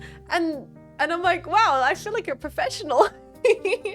Personally, I just like shorts. I'm not one to really watch shorts, but I actually maybe I'm egotistical. I think that Jet's shorts are funny. I think Ari does a good job with them, and having them up there, I'm like, okay, these are kind of chill. Yeah, I suddenly started getting Jean Faymas shorts recommended. It's like watching clips. Yeah, they're like really nicely, like, well done clips. And I was like, I fuck with these. My perspectives on shorts have changed a little bit. Maybe because, I don't know, I was like, it makes me feel like a professional. But they exist now. So there's actually more stuff on the YouTubes for the YouTube packs if you guys want to check things out. And there will be a meme compilation going live soon on the YouTube as well. So shorts, meme compilations, and maybe Unpacking Pod can become a regular segment for people on the main YouTube as well. So that's very exciting. And I'm glad that you guys are interested in it, because I'm also interested in doing them or having them set up to go onto the channel. All right, next question. We have a few more, and the big questions. We're getting to the bigger questions at the moment as well. Joined your stream on Aussie Monday, so someone asked, "What's up with the sorry she's Australian?" in the caption, but I couldn't quite catch the question. So yeah, what's up with the caption? It seems like it has a law. Oh, the sorry she's Australian? There's no law. It's just mostly that I am Australian. And sometimes I have to apologize about that fact. Also, probably the fact that I don't sound, or some people say I don't sound Australian. So it's just a reminder that, no, just a reminder, I am Australian. It insists upon itself. Just loves Vegemite. I do love Vegemite. I might have Vegemite and toast for lunch. You 100% sound Australian. Yeah. See, some people I do, and other people I don't. But yes, it's just a funny little joke. That's. I wish that I could say there's more to it, but no, it's just a funny little joke. All right. Next question. Okay, I'm getting through these. I'm not getting distracted on massive long rants. Next question. Hi, Jets. Long-time listener, first-time caller. I'm really enjoying that. Okay. You guys, I know you guys are doing this because you know that I will appreciate the bit, but I have to mention, I'm really appreciating that a lot of you guys are saying, hi, Jets. Long-time caller, first-time listener. Thank you. Thank you, Jetpack. You guys are the best. Sorry. Hi, Jets. Long-time listener, first-time caller. We've heard the bowl rant, the art rant, the bread tag rant, the vintage glove rant, and all the other rants. My question is, are there any other topics you're passionate about that you haven't had the chance to rant about? Well, I guess it's hard to answer this question because I won't know until it hits me now, will I? You know, I wouldn't know about it until it hits me. I mean, you guys know me. I have a bad habit of getting a bit too worked up about things, and then regretting it because my brain tells me, Jets, what the fuck are you talking about? But for now, I don't know, and I won't know until it hits me. And I'm sure there will be something that activates. I mean, you could add the light rant in there. I have a whole light about my lamp rant, all the rest of it. Hi, Jess, long-time caller, first-time listener. Hi, Cleo, I say long-time hag, enjoy it. How you doing, Cleo? Welcome into the stream. All right, next question. I won't answer that question with a rant, other than to say, I'll have to know when it hits me. Next question. Hi, Jets, long-time listener, first-time caller. What's your thoughts about New Year's resolutions? I made a goal this year to get back out in nature. Great goal. Such as hiking, fishing, kayaking, etc. Do you have any resolutions for this year, and could you share them? Thank you, first-time caller, for this question. This is a great one and a really good question to start the Unpacking Pod's official Q&A segments with, as it is still, for me, it still technically feels like the new year, because I had the whole first month off with a massive move, and now we're really getting back into streams. We've had some rocky starts, but we're getting into the routine of it all. First of all, great to hear you want to get back into nature. I think it's a really good resolution to have. Two, I think I mentioned around New Year's, I'm not a big resolution person. I do believe that if you want to start anything, you can start at any time. And as I tend to do, with a lot of passions, as I tend to do with getting into VTubing, any hobby, you can start tomorrow, and probably even better to start today. However, with it being 2025, I totally get also the idea of wanting to approach new goals, and why not start in the new year, you know? Just because people say you can start anytime, it also doesn't mean you can't also start in the new year. And for me, it was a bit weird because on New Year's Eve, I took the break from stream and I started the move. So it was almost like accidentally that became a real pivotal shift of change for me, just it being on New Year's. So a lot of my resolutions and goals have happened to coincide with New Year, even if I don't hold much weight on resolutions, because unfortunately there's that tradition of people getting resolutions, getting really into it for like a few weeks and then falling off, and that happens and they go, oh, I'll start next year, when you can just start any time. But for me, it has happened that like, because the Jan break, because of the end of the stream and all that kind of stuff, my resolutions and my goals have coincided with New Year's. Bit rambly there, but to properly answer what was my goals, I think my resolution, my main goal for this year is 2 words that I wrote down in my notebook, and they're silly words. I wrote them mostly because they made me laugh, but I think they're a little bit more true than I even realized. The 2 words were equilibrium and al dente. My resolutions for this year is equilibrium and al dente. And it seems silly. It seems silly, right? But hear me out. equilibrium is basically just a funny word for balance, innit? You know, which I think is something I can admit I've struggled with a lot. Always pushing myself, always doing too much, not being able to get everything to work together. Work and play, spend time with my family, do work on really cool projects, stream as much as possible, focus on my health, also focus on maybe spending time with friends or by myself, and giving myself space to actually do things that I just indulge in. I find that difficult. I find that very difficult. That is actually a challenge for me. You gotta balance posture ahead. What a knob! And so I think equilibrium is a silly, funny word of me just being like, I don't know if I can do it.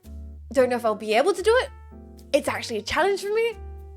But this year, and I'll fuck up, and I'll work too hard on one thing, or I'll, I will have to commit more time to another thing, be it health, be it family, things will happen. But if I could try and focus on one thing for this year, it's getting some kind of equilibrium would be something I want to try and approach. And then al dente. Al dente. I feel like that's a lot more abstract of a concept. So what the fuck is al dente? I'm gonna become a pasta. I think I don't know what the fuck I meant by that. Sometimes I just write things down because it makes me fun. It makes me laugh. It's supposed to be a proper noodle. Pasta in it wants to cook. Maybe I was just hungry when I wrote down this this note. Done just right? Yeah. I think Rick's got it. It's like done just right. Not raw and brittle and snappy, like snapless and flavorless, but not cooked all the way through that you've turned to mush. Yeah, don't overdo it. Oh my god, Rick! Yeah, you're getting it.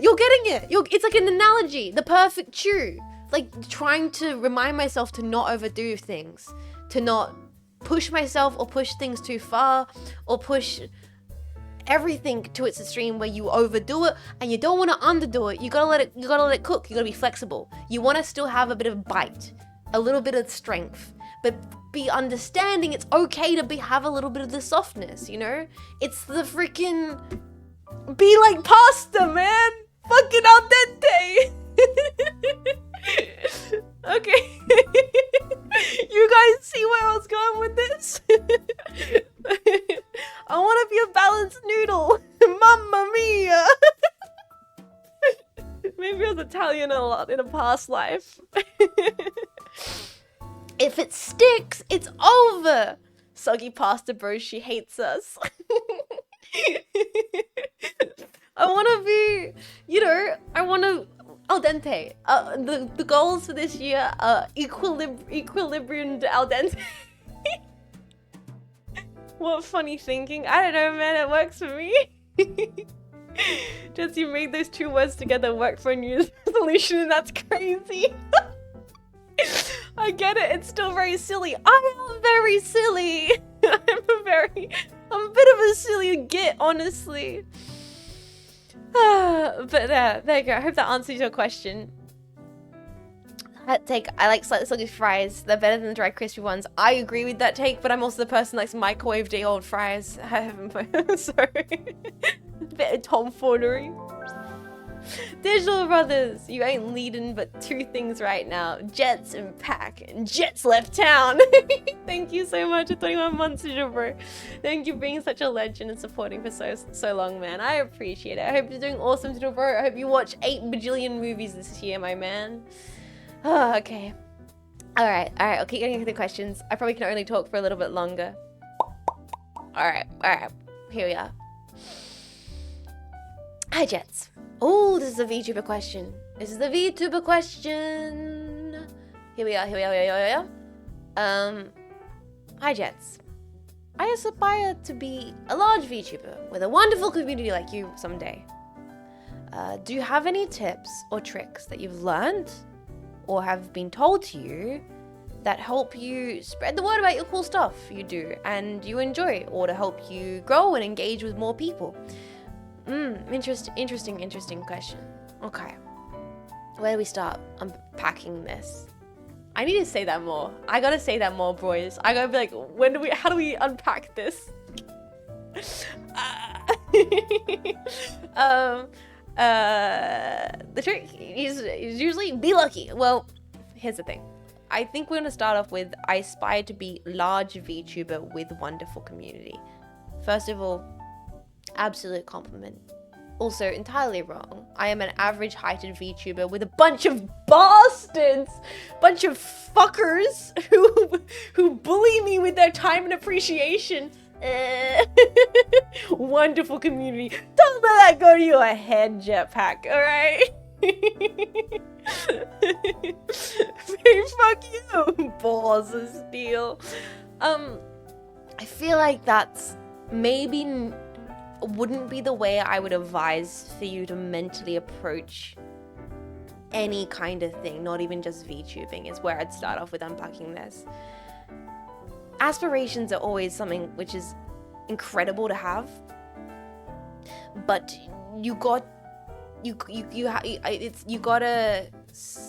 it's probably preferable to start off with just a passion,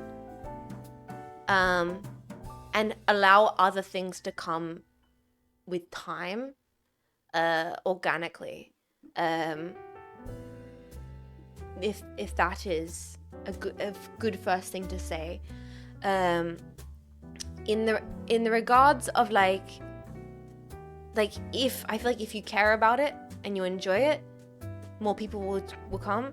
And if you foster positivity and appreciation, I say as I tell you guys all to fuck off, that's what makes a wonderful community. You know what I mean? I try my best to inspire you bros to give a damn about your creativity and all that, and I hope that is what, you know, makes this space so chill to be around, because that's important to me. And I don't do that because I feel like I need to or I'm obliged to. It's because I really want to, and because I enjoy encouraging you guys. You know what I mean? That makes sense. And you guys encourage me likewise. But specifically in regards to tips, tricks, what have you learned to help you spread the word about cool stuff you enjoy and help grow and engage with more people? See, that's more of like a question about networking, which is, I'm not going to pretend that's not a side of this. And I think Bleen mentioned be lucky. There's like, this is the most cliche thing about any success in any kind of industry is work really hard, be in the right place, be open, and be lucky. Those things are all true. It's a multi-portion thing of caring about it, putting the time, work, and effort into have something going good, and then being very fortunate. I am very lucky. I'm lucky every single day to do this. I'm lucky every single day someone decided to stop by and hang around, stop by, support, stop by, lurk, stop by as part of a raid. I'm lucky to have friends and peers who I appreciate and, you know, have formed a space which people enjoy being in. All of that kind of stuff. But that comes along the lines of just building things that I enjoyed as well. So being in the right space so people were able to enter into that. But in specifically the question of spreading the word or engaging with more people, I think that happens naturally as like you put yourself out there with streaming. And I wouldn't encourage to force it more than you want to. Like with the shorts, right? That can technically be seen as like engagement. Like, oh, shorts go viral. Jean Faymas will viral now with shorts. Oh my god, do you want to viral now, Jean Faymas? A pog point. But it's like the shorts are funny to me because like I never really wanted to do shorts because I don't really vibe with it, but I like them. I actually like the shorts. I think Artie's done a great job, and I think the bits are really goofy, and I think they're a good representation of these dumb streams, and if someone saw them, I'd be like happy with them, you know? Like I'm not putting it out there with some kind of other motive beyond they're kind of fun. They're fun, and that's cool. And I think once again, if you just have this authentic kind of enjoyment, the spreading awareness stuff just comes naturally and organically because you're being authentic about like making the cool thing, if that makes sense.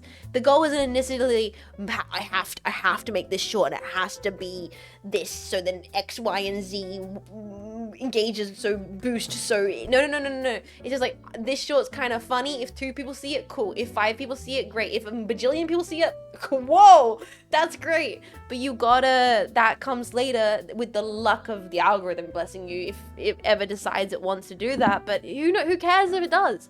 You need to be like, who fucking cares if it does? Because I'm having a great time. you know? I think that kind of, I hope that answers just the initial question. There's a lot more I could probably go into with this, and I'm totally encourage people to want to ask more specific questions in the form, and we can get into more specifics about this kind of stuff with getting into VTubing. But to specifically we talk about aspiring is great. Start with passion, and spreading the word is obviously something maybe ideally you want, but start with not thinking about spreading the word, more as just sharing cool things.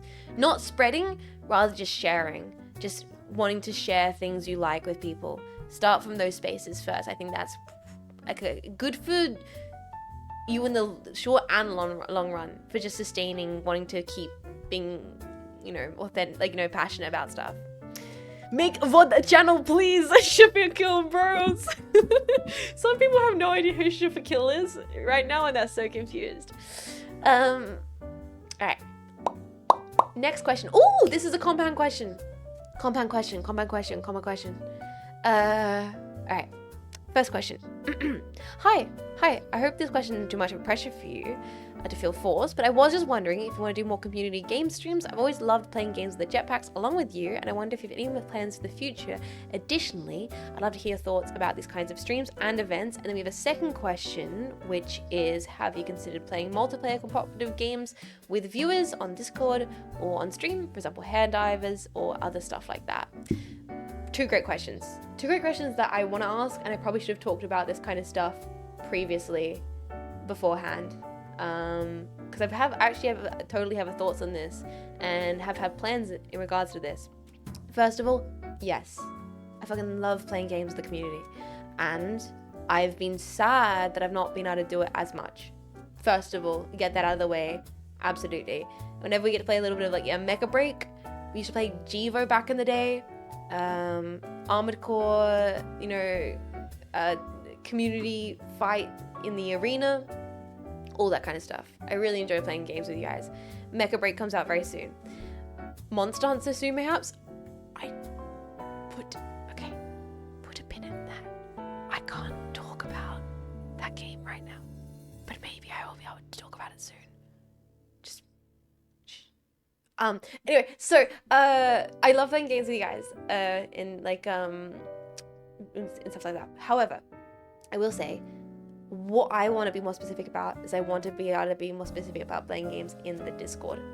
Now that I've gotten to a routine with the watch-alongs in the Discord, and I've realized just how easy they are to do and how fun they are to do, I also want to do the same with video game stuff. And I think it's going to be perfect with my health things, having to keep some part of my day free for appointments. It does mean that in the afternoons we can maybe do more game hangouts, dedicated game hangouts in the Discord on those days where I can't stream during the day or do a full 8-hour stream. We can maybe do a hangout. That is something I would like to do. However, in regards to doing community hangouts on stream, I think I should prefer them in the Discord. I think I like keeping streams for dedicated game series, I found. And then I think I prefer community hangouts in the Discords. I think it just works better that way. And sometimes I'm fine getting in like, you know, voice chat hangout and stuff, which I prefer doing in the Discord. So I think going forwards, I want to do more. That would probably happen in the Discord in the future. So yeah. Next question. Okay, we're getting some of the big questions here. Some really good questions. I'll try and get through the last few questions here. We might push past the time today. I think I should have ended the stream about half an hour beforehand, but kind of kept rambling. Here we go. I love this question. Hi Jets. The question is, do you have any niche interests or hobbies that you've never been able to bring up or share before? It's a hyper-specific interest you would like to talk about, but you never had the chance to bring it up. For me, this is what I love the most about this question. It's collecting those 1 egg frying pans. They're so small and impractical, but cute. I've got like a dozen already, brackets pun intended, hanging off my wall like wall art. It's weird, I know, from Zeph. First of all, that's not weird. That's fucking brilliant. That is incredible. I would love to see the collection. If you ever want to share it in Hobby Pack, please, I want to see that. That is great. 1 fry eggs are wonderful. Actually reminds me, I got my first ever single fry egg pan just before the facility move. I'd always wanted one.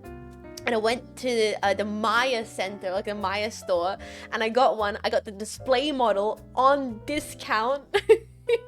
It's like a proper enamel clad pan. No Teflon freaking cans of freaking bullshit. Freaking carbon in the lungs. No. Proper enamel clad quality egg fry pan. I don't use any metal on that. Oh, it cooks an egg so good. I actually used it this morning to make egg on toast, and it's incredible. So I will say I appreciate the single fry egg pan. I do. Yeah, Teflon, the asbestos of our time. Yep, no Teflon. It's like proper enamel clad, and it's adorable.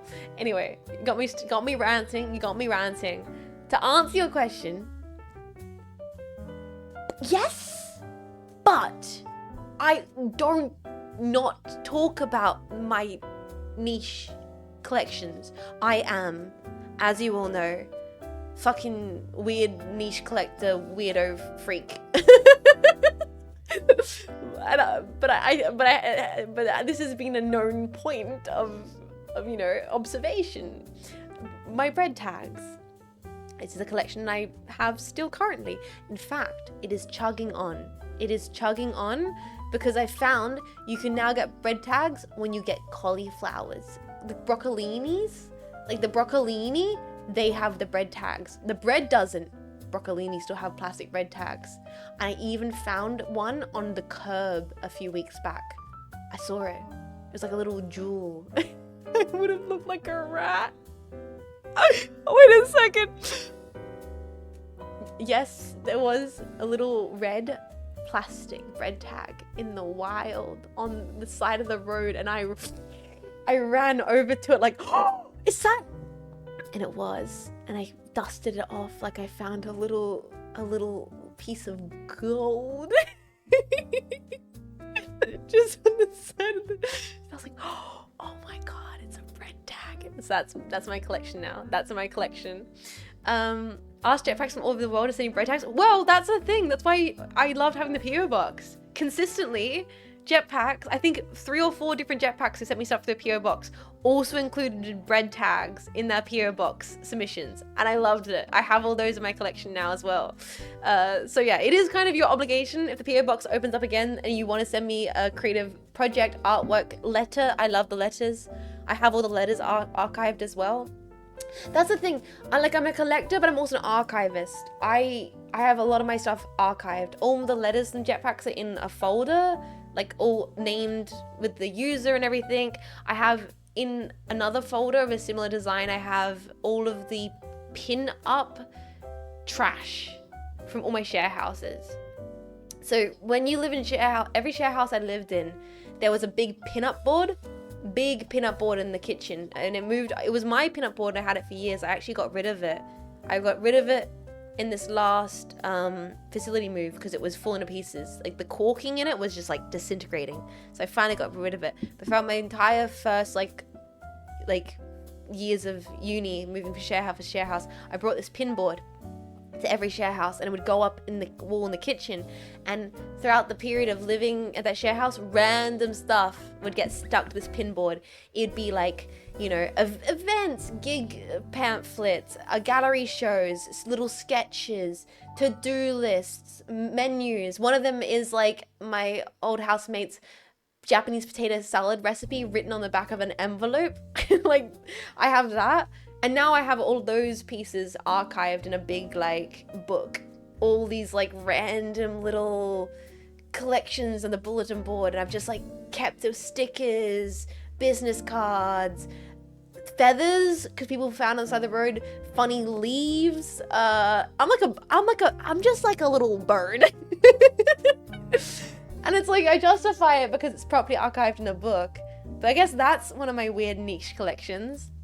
All my Polaroid photos from events and parties, random sketches, just little shrines, I'm a little magpie, little shinies, yeah. So I have them, they're like properly archived. It's not like they're just randomly in a box. They're a pop-up book, and then they're all stuck in and everything together. It's like a little encyclopedia. Yeah, I this is a bad habit. I don't necessarily like this, like, part of myself that wants to collect trinkets. I feel like I'm constantly at battle with trinkets brain and with wanting things to be organized brain. Two wolves, gentlemen. And so it's just kind of, yeah, it's a very, very hyper organized obsession with little trinkets. By bread tags, do you mean the disposable things that seal bags of bread? Yes. If it's not a twist tie being used, or is it something else? No, that is decaf. That is exactly what I'm talking about. I think it's still one of my most popular clips on this stream. You can, if you're watching the stream right now and you're a new pack and you've no idea what I'm talking about when I'm talking about my bread tag collection, if you go to clips right now, I believe it's still one of the most popular clips. I started in, I think it was my second year being out of home. It was so easy to collect so many of them because I was in share houses. But instead of throwing away the bread tags, I put them in a little box, in a little jar, and then I kept getting more, and I kept getting more until it was like became a habit. Instead of putting the bread tag in the bin, it just goes in this little jar, and I just started collecting this jar full of bread tags. I don't know. Sometimes you just pick up funny little habits, a little collection of bread tags. And that's the same thing with the pinup board archive I have. This massive archive of all the random detritus that accumulated through share houses on the pin boards. And I now have them in a big album. What else do I have? Oh, movie tickets for ages.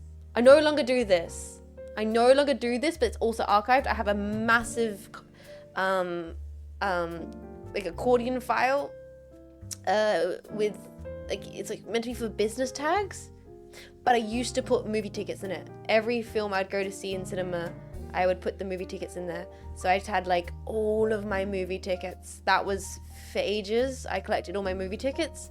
No longer do that,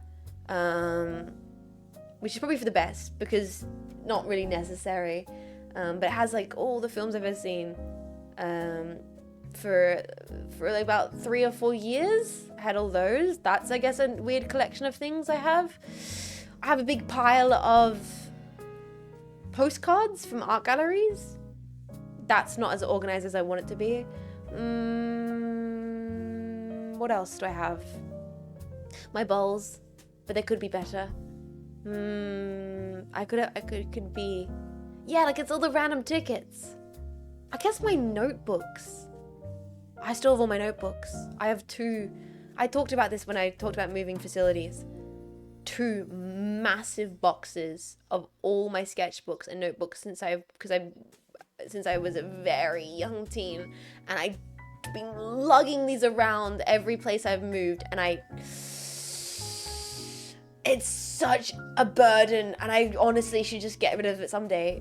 But the consequences of writing a lot of bullshit and feeling the need to keep it. I should do that thing. I'm pretty sure there's an artist who just burnt all their notebooks one year. There's like an artist that wrote like all the time and then just decided to burn all of their notebooks. I should just do that. Like, I don't need them. Like, getting the writing out is fine, but just I really don't need all that nonsense of like 12-year-old thoughts to be lugged around forever. No glass bottle collection. I mean, I have ceramic collection, but that's like, I have a bunch of vintage Japanese ceramics. Like, I have a bunch of vases, I have like a bunch of little Japanese ceramics vases all over my facilities. But I don't know how much is collection in a weird sense and how much is just like normal collection. No, you regret burning them. I think the paragraph I read from the artist, or was like, maybe they were an author and they're talking about how they used to, like, you know, journal every single day, and then one day they decided to burn their journals, and they started panicking, they started freaking out, and then one piece of paper flickered out of the fire.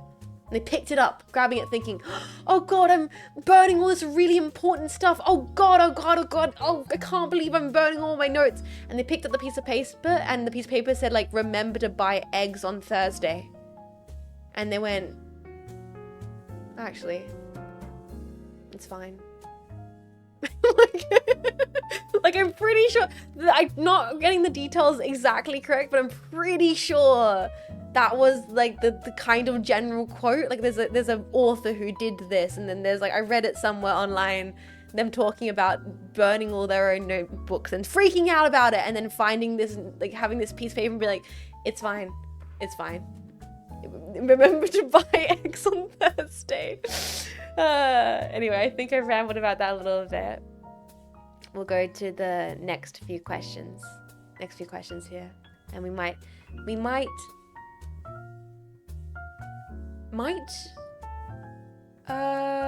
this might be the last question, because we got a few more okay, we've only got about 4 questions left, actually. Oh my God, we got through them all. Oh my goodness. Okay, awesome.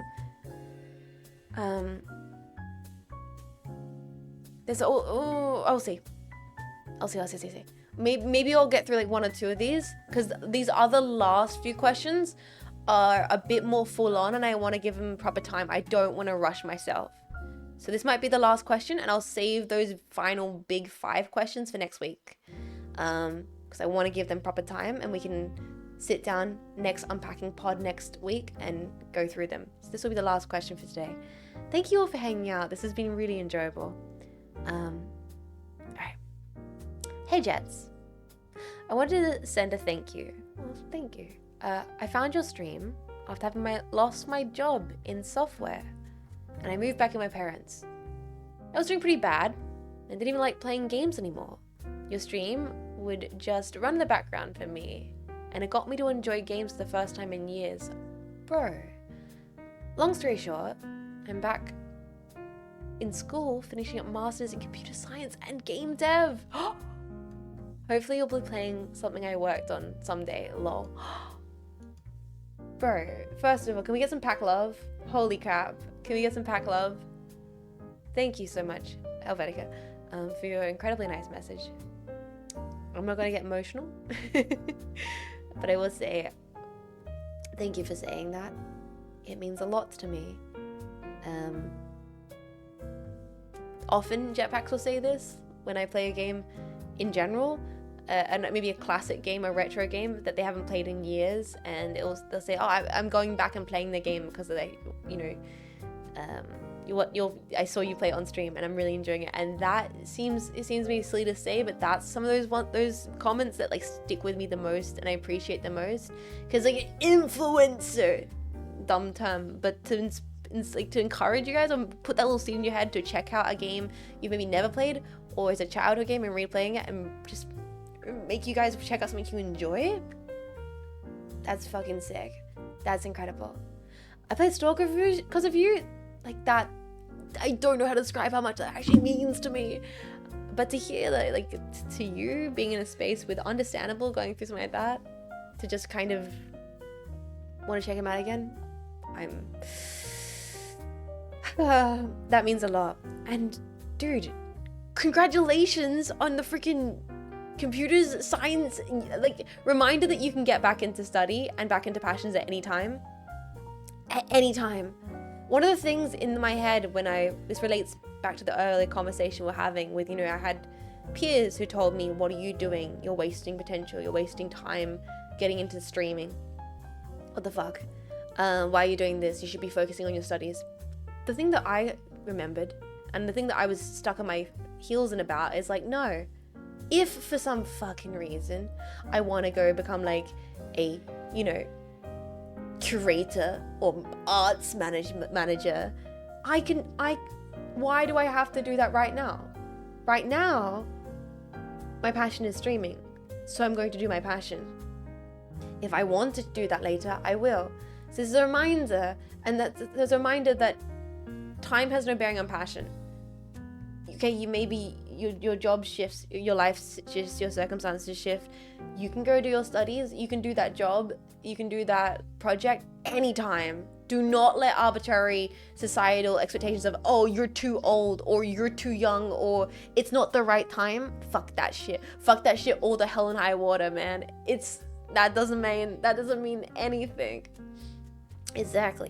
If it wasn't for you, I wouldn't ever know Armored Core. That's crazy. The amount of jetpacks who wouldn't have gotten to Gunpla. God, I brain rotted so many of you guys. I've brain rotted so many of you guys. I would never know Metal Gear. That's crazy clueless. That's crazy. I think that's a good positive message to leave off on before we can unpack more questions next week. I'm sorry. Before we unpack some more stuff next week, and that was a good question. Thank you for sharing your nice comments. I will say that was a good collection of diverse questions, and if you have any more questions, or you just want to share a little antidote like Helvetica here, please submit them at the Unpacking Pod question comments form. We have 4 more that we're going to be getting through next week, starting off the stream, and open to answering more of your questions. Maybe as we go forward, it will be less emotional and dramatic. We can also have some goofy questions. There are a few questions in there about cooking and food that I do want to get into that we might hold off for future pods. And going forwards, there might be more themed episodes, like we have an architecture episode, maybe a cooking episode. For now, we're just getting through the initial questions, and I'm really enjoying it. I'm really enjoying the streams. I hope you all have been enjoying the streams as much as I have been. This is really good. I'm looking forward to doing more of these in the future. Just sitting down, talking, answering Q&As. This is great. Next one will probably be next Monday. So you guys have all week and weekend to submit your questions. Until then, words, I can do this. I can form sentences. Until then, let's find someone to send our jetpack support to. I could also play a little song. I can do what I did last week, where I played my current song that I'm obsessed with at the end of the stream. I'm getting into Balanced to Passion again, boys. It's a problem. Oh, and talking about songs, might be back later for some Jets karaoke. No promises. Might do. I found a lot of really good karaoke tracks recently. And I kind of wanna, sing some tunes with you guys. Take care, everybody. Take care, Jetpack. Thank you for hanging out for the random dedicated tomboy talks about nonsense. Once again, remember, I'm not a professional. Everything I say cannot be utilized in a court of law. This is just like my opinion, man. But no, I'm really enjoying this. This has been really fun and good, and also reminder about my health. I'm gonna be fine. No concern posting. No posting. When I have more information, I'll let you guys all know. For now, I just need to take it a bit easy and try and be a tough tomboy and deal with getting my regular checks. Rest well. I'm gonna go get myself some lunch and then I will do some work and maybe I'll be back later. Who is live? Who's live? Sorry, I'm scrolling. Alice Sawyer's live if you want to watch some spooky DOS gaming. Germ is live. What if we raid? Do you guys want to raid Alice? Oh, KK's doing a side jam. Do we raid KK doing her side jam already? Alice? Gerber. Let's raid Alice. I don't think I've raided Alice that regularly. Let's raid Alice. I think that'd be really comfy. A little bit of spooky gaming. Alice is cool. Alright boys, exclamation point raid gives the raid message, or you can do a little good morning raid message with maybe with a cup of jetpack coffee emote. We'll start this raid. Thank you guys for hanging out today. Oh, I was gonna play the song. I wanted to play the song I wanted to play. Fuck. Give me a second. I want to play Belle Sebastian and get this final moment of the stream muted. Here we go. There we go. Here we go. Thank you guys for hanging out today. Jetpack. I hope you have an amazing, wonderful, brilliant, lovely. And until next time, thank you for hanging out at the Unpacking Hub. I have been your host, Jean Faymas. Thank you for submitting your questions. I hope next week we'll have even more questions to answer and we can keep unpacking all this bullshit. Stop. It's such a good pun. I'm a genius. Alright, bye boys. I'll see you on Stalker 2.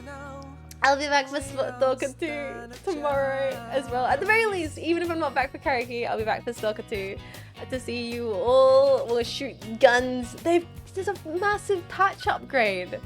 Jesus. Stalk tour. Shut up, chat. Appreciate you all. You're great. You're the best boys. Thank you.